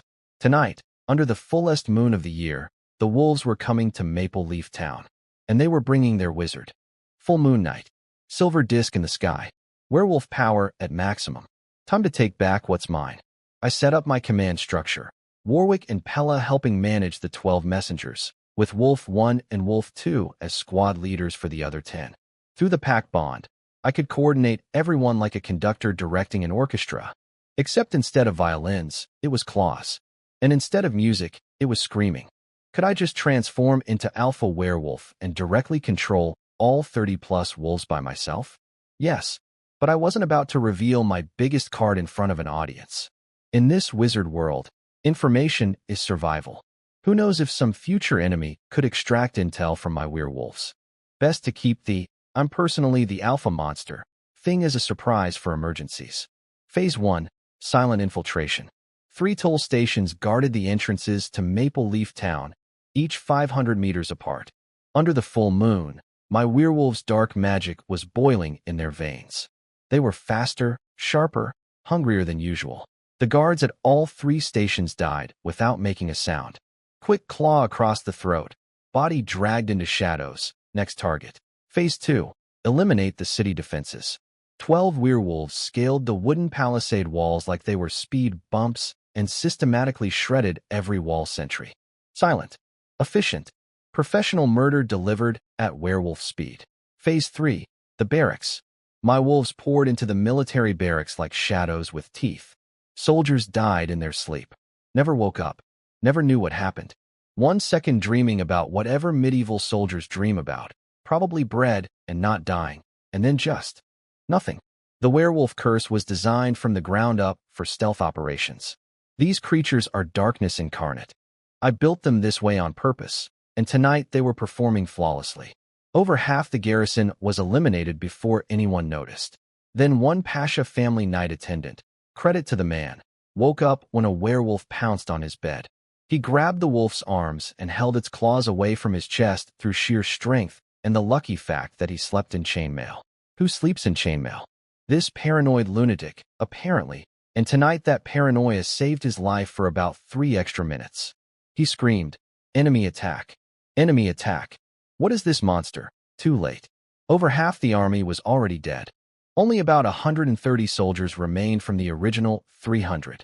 His bodyguards grabbed a pot of holy water, the stuff their priest blessed earlier today, poured it on a sword, and stabbed the werewolf in the back. The werewolf roared, activated berserker mode. Eyes went gold red, and backhanded the bodyguard so hard his head exploded like a watermelon. Then it pulled the sword out of its own back. The night attendant, pinned underneath the werewolf, stared up at this scene, and his entire faith collapsed in real time. The holy water didn't work. It didn't work at all. That lying priest. He killed me.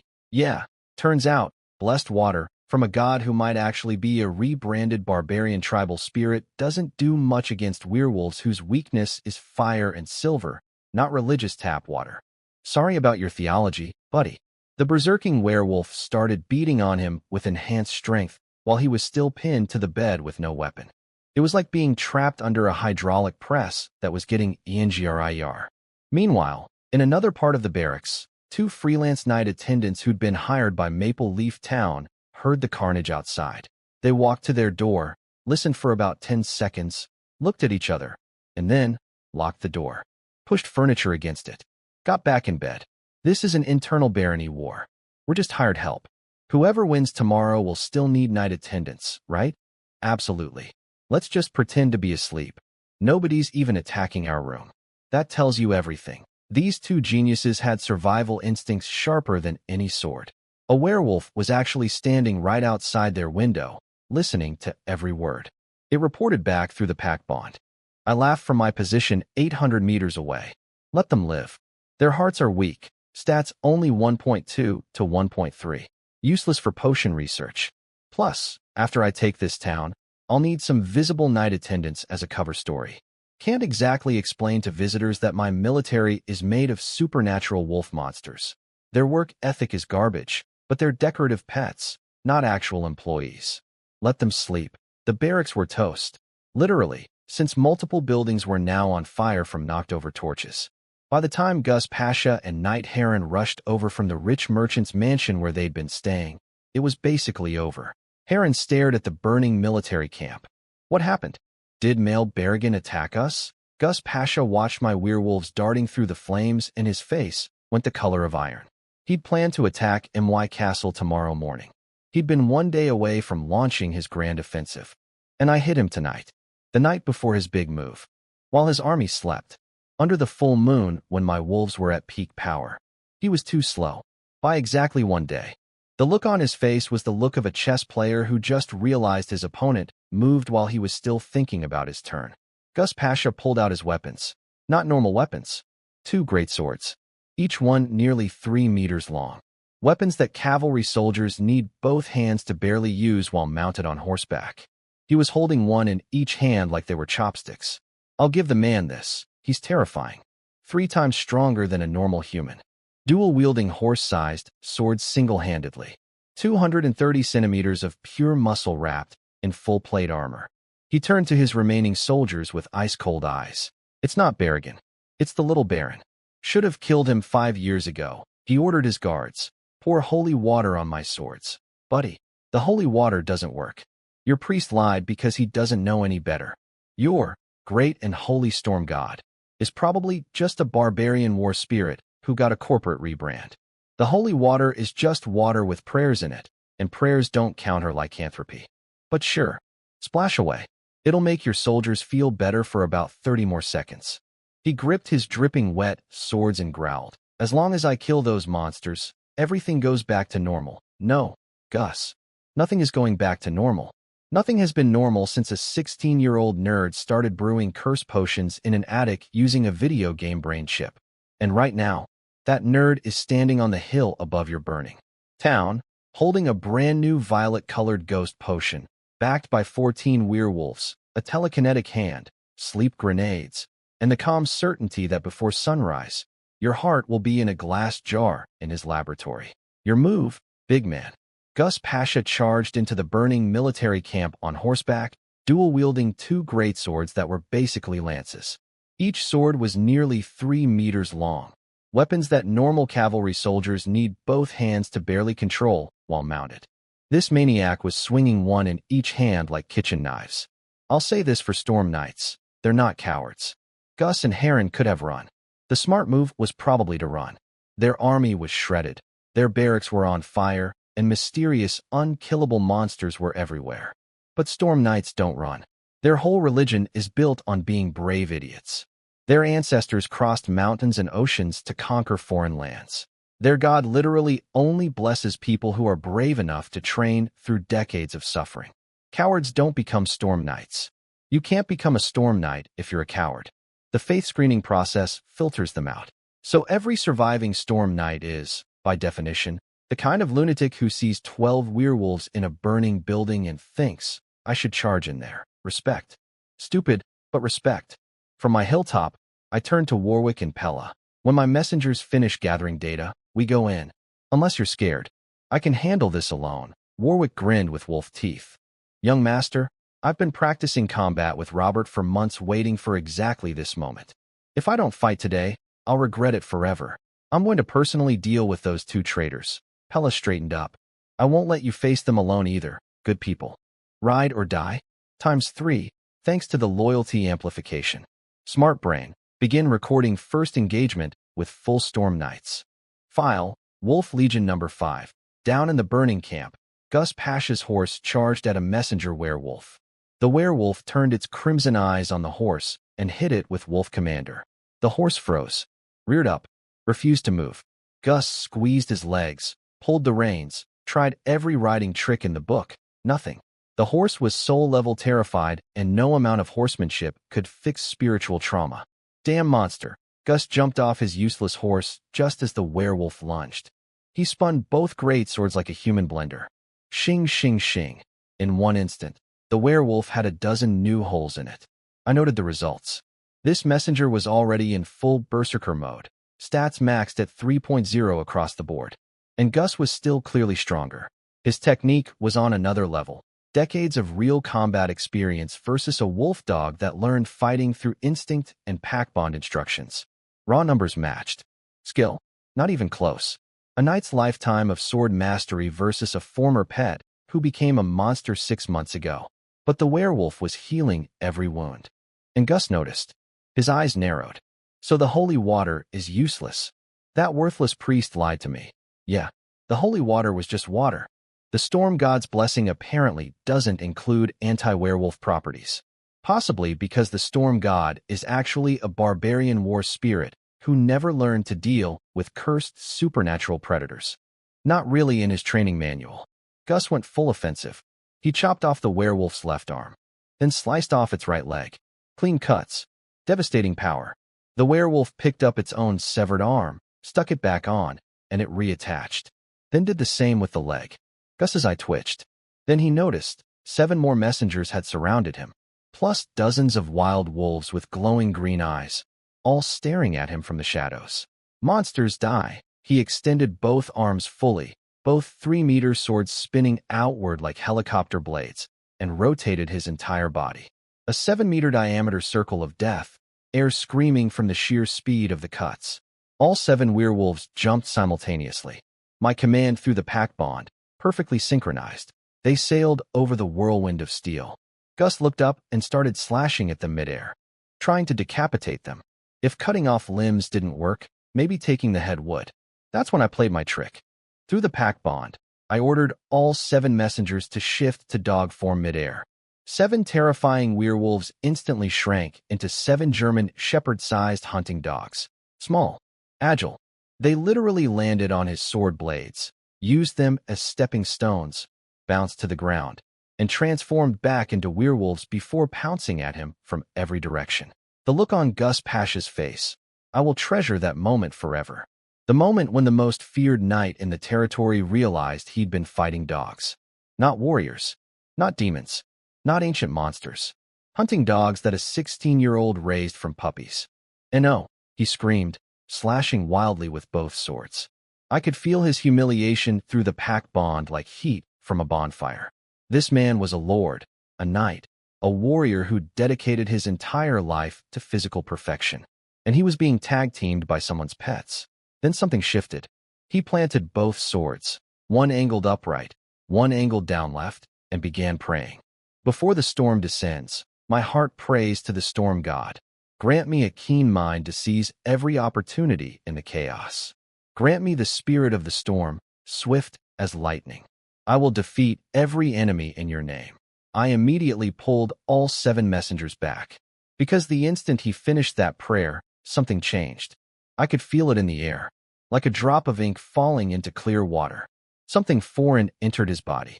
Something from outside. The storm prayer. The knight's special ability. Finally activated. Smart brain, scan everything. Gus opened his eyes and 3 messengers attacked from different angles. He dodged all 3 simultaneously. Effortlessly. Like he could see in slow motion.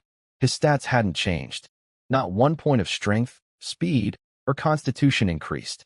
What changed was his neural response time. His brain was processing information at 3 times normal speed. The world was moving in slow motion for him. Those clunky, absurdly long greatswords that should be impossible to use effectively, with triple reaction speed, he was wielding them like daggers. Every swing precise. Every parry perfect. 7 Berserker mode werewolves with doubled stats couldn't touch him. 3 minutes. That's all it took. Every messenger was bleeding, damaged, barely standing. Only their immortality kept them alive. Under my precise command, every time Gus was about to land a decapitation blow, another werewolf would throw itself at him kamikaze style, interrupting the killing strike at the cost of taking a massive wound. Gus was panting.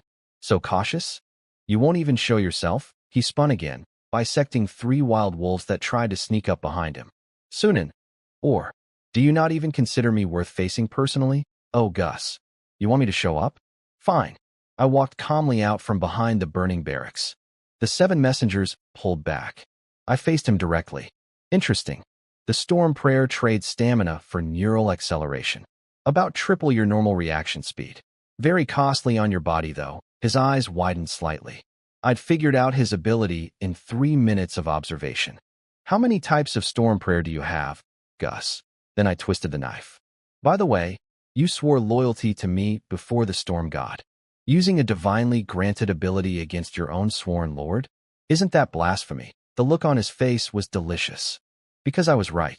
He'd taken a formal oath of fealty to Baron Sunan in the presence of the storm god when my father was alive. And now he was using the storm god's own power to fight the person he'd sworn to serve. Even by his religion's rules, he was the heretic here. Not me. Funny how that works. I stepped out because my 7 messengers were getting gassed. They'd been fighting the strongest knight in the region while in full berserker mode, and even werewolf stamina has limits. I'd already squeezed every drop of combat data out of this warm-up round. Time for the main event. Gus Pasha stood in the burning wreckage of his barracks, panting, staring at me. And for 1 second, just one, I saw something flicker in his eyes. He was looking at me and seeing my father, the man he'd served since childhood, the lord he'd betrayed. For that one moment, the most feared knight in the territory couldn't meet my eyes.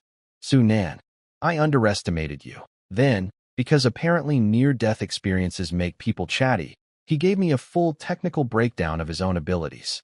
Storm Prayer has 7 types. I only know 2. The one I used was Storm Spirit Prayer, trade stamina for reaction speed. You figured that out fast. Most people can't analyze it after seeing it once. I spent years blocking you from learning about knights. When I heard you were reading useless old books, I was happy. I thought you'd wasted your potential. Maybe I should have let you become a storm knight. Things would be different. Yeah, they would. I'd be a loyal knight serving a church that hunts wizards. Instead, I'm a wizard who creates werewolves. I think my timeline worked out better. Thanks. Then Gus stopped monologuing and activated his second prayer. Storm Shadow Prayer grants explosive burst speed. He dropped one greatsword, gripped the other with both hands, and launched at me like a guided missile. His strategy was obvious. Forget the immortal wolf monsters. Kill the controller. Classic decapitation strike. And to a normal human, it would be instant death. A 3-meter sword swung at triple reaction speed by a man with strength of 3. It hit me dead center, right through my heart. And I just stood there. Let it happen. Didn't move. Didn't dodge. Didn't even flinch. Gus's face went white. Why didn't you try to dodge? Because, you beautiful idiot, I wanted you to stab me. See, I'd activated my werewolf virtual machine before his sword hit. I was already transforming into alpha werewolf as the blade entered. An iron sword through a werewolf's heart? Painful, sure. Fatal? Not even close. Only silver and fire can truly kill a werewolf. Iron is basically a splinter. And the damage? That's not a cost. That's an investment. Berserker mode feeds on injuries. A sword through the heart is a lot of injury. My strength rocketed from 2 to 3 instantly, with room to go up to 4. And the Hand of Sacrifice? Also feeds on injuries. A pierced heart boosted my telekinetic power from 1.8 to 3.6. Doubled. Because by normal human standards, a heart stabbing is fatal, and the more you should be dead the injury is, the bigger the telekinetic multiplier. I am simultaneously a werewolf who gets stronger from damage and a telekinetic who gets stronger from damage. I literally weaponized getting stabbed. Nobody on this planet can out-self-harm me. This is a competition you cannot win, Gus. I grabbed his sword blade with my wolf claw, trapping it in my chest, so he couldn't pull it out. Then I slashed him across the chest with my other hand. Steel claws carved through his plate armor like it was tin foil and ripped open the chainmail underneath. Gus abandoned his sword. Smart, he'd pre-dropped the other one earlier as a backup plan. Old soldier instinct. Always have a spare weapon. Too bad for him. I have telekinesis. I raised my left paw. His dropped greatsword levitated off the ground, spun in the air, and slammed into his back like a cruise missile. Clang. The sword dented his backplate armor so hard he coughed blood. A telekinetic strike with force 3.6. That's stronger than Gus himself. He got hit by his own sword, controlled by an invisible force, from a direction he couldn't defend. Then I got creative. While he was staggering, I pulled his sword out of my own heart with my left hand. Then, and this is the part where any sane person would call me insane, I used telekinesis to slash my own chest 3 more times with his sword. Massive, gruesome, absolutely horrifying self-inflicted wounds. Gus watched a 3-meter werewolf deliberately cut itself open and looked at me like I'd lost my mind. My telekinetic power jumped to 4.1. More damage equals more power. The math is simple. The execution is just very, very uncomfortable. While Gus was still processing the sight of a werewolf performing self-surgery, I crushed 2 potion bottles from my belt. Bottle 1, Phantom Knight Apprentice. The violet liquid hit the ground, evaporated instantly, formed a whirlpool of soul energy, and started absorbing spiritual fragments from the hundreds of dead soldiers scattered around the burning camp. Corpses twitched as invisible pieces were torn from them. The soul fragments compressed, condensed, and materialized into a ghostly knight holding a spectral sword, standing at my side. My first summoned undead. Spectral, semi-transparent, radiating cold light. Sword pointed at Gus. Bottle 2, Sleeping Bug Potion. Purple mist erupted, condensed into thousands of tiny magical insects, and swarmed Gus from every direction. They poured into his nostrils. Gus immediately started getting drowsy. His superhuman reaction speed, boosted by 2 active prayers, plummeted. Even with the prayers running, his reflexes dropped below his normal baseline. Without the prayers, he'd be sluggish as an ordinary person. I noted, the sleeping bug potion can't fully knock out someone with Constitution 3. Can't erase his memories like it does to normal humans. But it stacks with the debuff. Even a Storm Knight can't shrug off magical drowsiness completely. So let me describe what Gus Pasha was now facing. A 3-meter alpha werewolf with strength 4 and regeneration. Telekinetic force of 4.1 controlling 2 flying greatswords like autonomous drones. A ghost knight attacking with dual physical and spiritual damage. 7 messenger werewolves closing in from behind. A magical sedative turning his brain to pudding. All of this from one person. One 16-year-old who everyone thought was a harmless bookworm. Gus's face twitched. For the first time in his life, this proud, violent, fearless Storm Knight said the words, "Sunan. Can I surrender?" I looked at him. This man who stole my territory. Who funded bandits to terrorize my villages. Who killed merchants over coupon confusion. Who ripped apart the kingdom my father built. Who shot an arrow at my front gate this morning and declared he'd take my home. As my vassal, stop embarrassing me. I thought you'd at least have the dignity not to beg. You chose rebellion. Accept the price. Shame and fear fought for control of his face. Fear won, but it didn't matter. 7 werewolves from behind. 2 flying swords to the face. Ghost Knight slashing through his body with dual layers soul and flesh damage. 3 minutes later, Gus Pasha was dead. On the other side of town, Warwick and Pella were finishing off Heron Knight.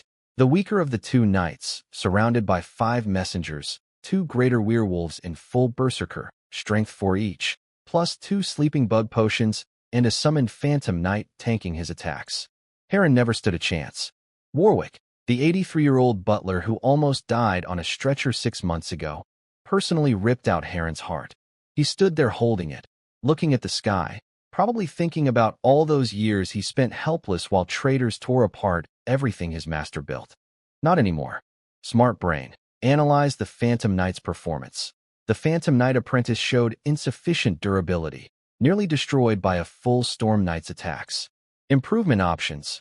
1. Create larger phantoms with more soul fragments for better damage absorption.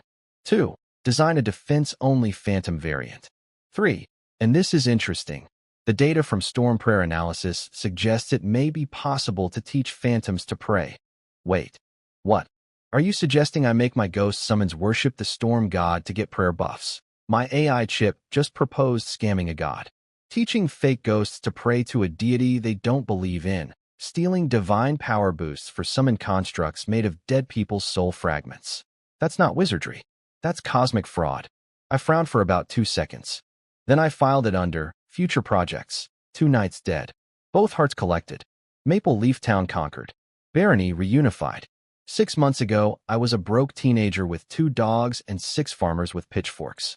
Tonight, I killed the 2 strongest warriors in the region using a combination of werewolf self-harm, telekinetic flying swords, magical sleeping bugs, and a ghost made of dead soldier souls.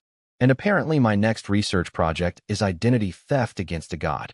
Being a wizard is wild. The battle was over. 2 knights dead.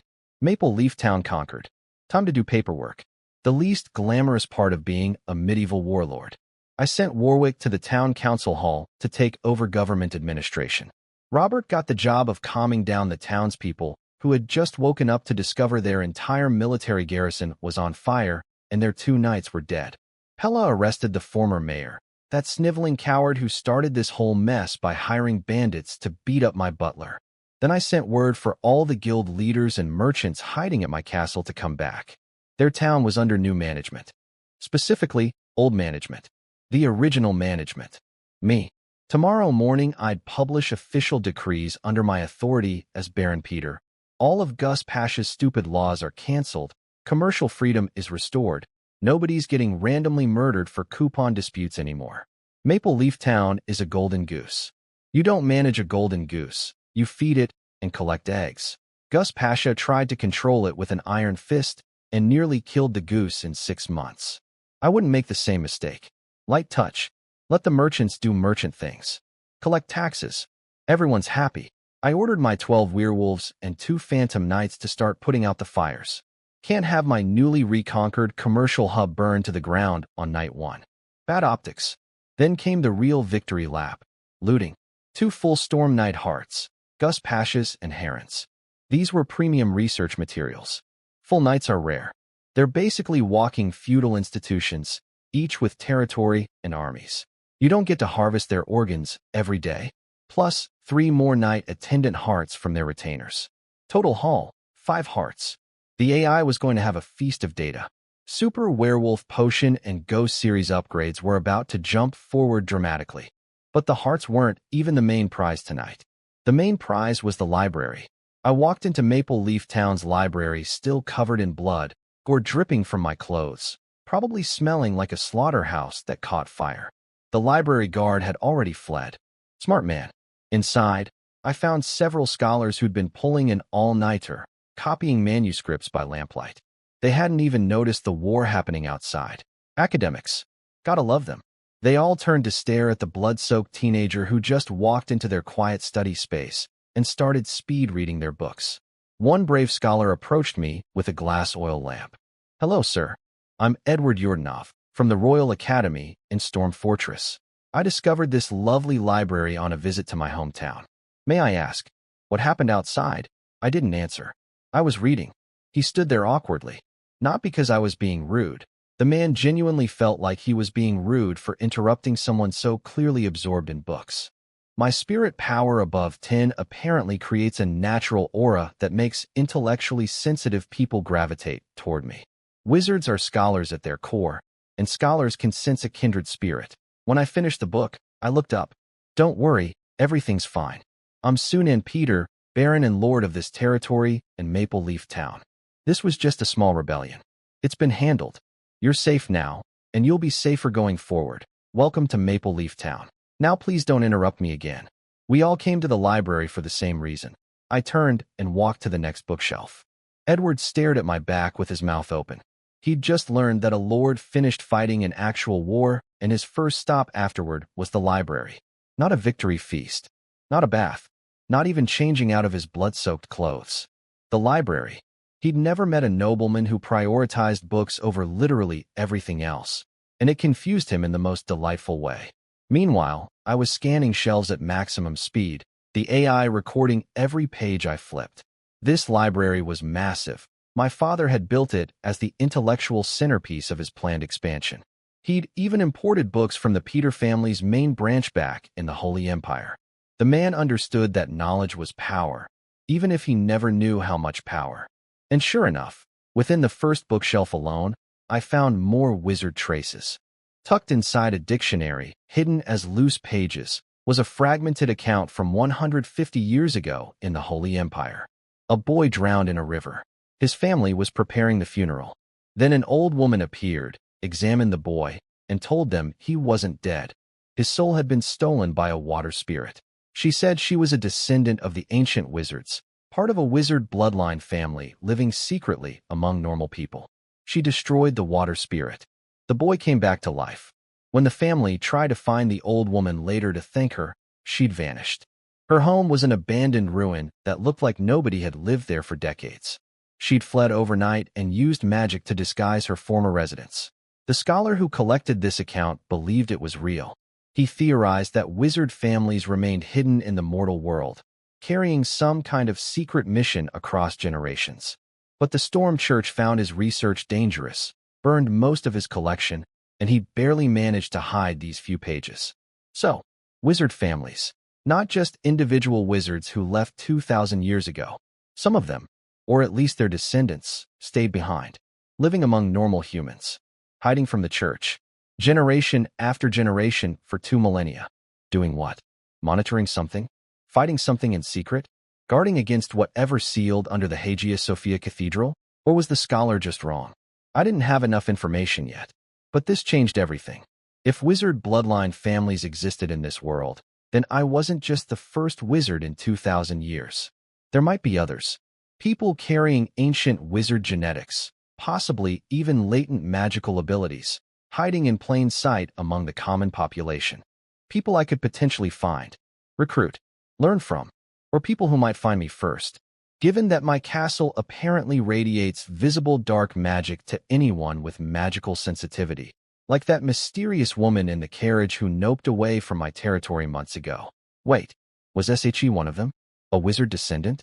She could see my magic from a distance. She mentioned, Ancestors gave her a task. She was heading toward the Hagia Sophia Cathedral. Oh, oh, that woman was probably a member of one of these hidden wizard families, on a mission related to whatever sealed under that cathedral. And she deliberately avoided my castle because she sensed my power and didn't want to interfere. The pieces were starting to connect, and I was standing in a library full of unread books that might contain 100 more clues. I had a town to rebuild, a barony to administer, 5 knight hearts to analyze, a ghost army to upgrade, a wolf pack to evolve, and approximately 10,000 books to read. Sleep was canceled. Knowledge was on sale. And for the first time since I got struck by lightning playing Europa Universalis, I felt like I was exactly where I was supposed to be. In a library, covered in blood, at 3 a.m., reading about secret wizard families. Peak Baron behavior. Autumn arrived, and I was living the dream. Well, the Baron who just conquered a town and now has to do administrative work, dream, which is significantly less exciting than the Baron who turns dogs into werewolves, dream, but still pretty good. 1 month of post-conquest cleanup. Here's what I accomplished. Maple Leaf Town was back under my control. I kept the town council because I'm not an idiot. Every decent town has one. My job is to collect taxes, not micromanage cheese merchants. Warwick ran the numbers. At a standard 10% commercial tax, Maple Leaf Town would bring in at least 1,000 gold coins per year. Could I squeeze them harder? Sure. But killing a golden goose for a bigger omelet is how you end up with no goose and no omelet. The 3 guild leaders, textiles, fur, and woodworking, swore loyalty to me again. Gus Pasha's and Heron's former territories surrendered immediately once word got out that their lords were dead. 5 villages came crawling back, suddenly very enthusiastic about returning to their rightful and beloved Baron Su-Nan. Funny how loyalty works. 6 months ago, these same people wouldn't spit on me if I was on fire. Now they're tripping over each other to declare their eternal devotion. The word, correct, appeared in their surrender documents approximately 40 times. We wish to return to the correct allegiance. Sure you do. You always wanted to. You just forgot for 5 years. Gus Pasha left behind a collection of girlfriends and a swarm of children so numerous that even he wasn't sure which ones were actually his. Some of those kids probably belonged to other men entirely. I couldn't care less about them. As I keep getting stronger every day, worrying about the revenge fantasies of a dead knight's maybe children is like an elephant worrying about ant grudges. Warwick insisted on handling them, though. I didn't ask how. Some things a baron doesn't need to know. My real focus? Research. Always research. I spent the month recording every single book in Maple Leaf Town's library. The AI was gorging on data. New discoveries were popping up everywhere. In my attic lab, I dropped a live frog into my cauldron. Splash. Add a white chrysanthemum and some graveyard ash. Wait 1 minute. Pour into bottles. Done. Introducing Phantom Frog Potion, my second Ghost series product. See, after the battle against Gus Pasha, I realized my Phantom Knight apprentice was too fragile. It almost got destroyed by a full knight's attacks. So I went the opposite direction. 0 attack power, maximum annoyance. The Phantom Frog does nothing except jump at enemies' faces and refuse to die. It can't hurt anyone. It just keeps hopping at you, forcing you to swat at it, breaking your concentration, ruining your combos. Like a supernatural mosquito the size of a dog. I also made Phantom Wolf Potion, same concept, but wolfier. Slightly more threatening. Still mainly a tank/distraction unit. Both were only 3rd rank apprentice difficulty. Easy mode for me now. But the big project was the one I was really excited about, Phantom Death Knight.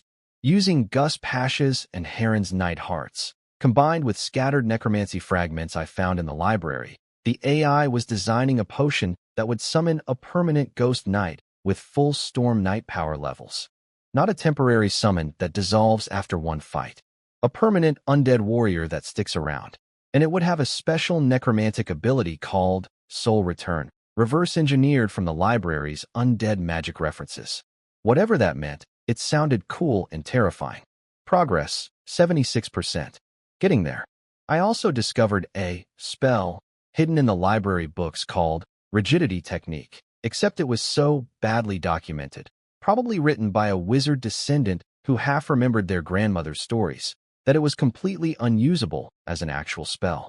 But the AI reverse-engineered the underlying principles into a one-leg stiffness potion. Throw it at someone, and one of their legs goes completely rigid. They can't run, can't walk normally, can only HOP. Imagine a storm knight hopping on one leg trying to fight 12 werewolves. Comedy gold. Also tactically devastating. Spirit power, 10.5. Mana, 10.5. Growth was slow, but the Spirit Enhancement 2 formula was at 99% completion. Days away from being finished. Once I had 2, the acceleration would kick in again. Super Werewolf Potion, 98%. Almost ready to transform my wolves into something even more terrifying. I kept refusing dinner invitations. Every guild leader, merchant, and minor noble in the territory was desperate to wine and dine me, terrified that I was angry at them. I wasn't angry. I was just busy. But their paranoia was useful. Fearful subjects are obedient subjects. Sometimes I considered showing up to one dinner just so people would stop having anxiety attacks.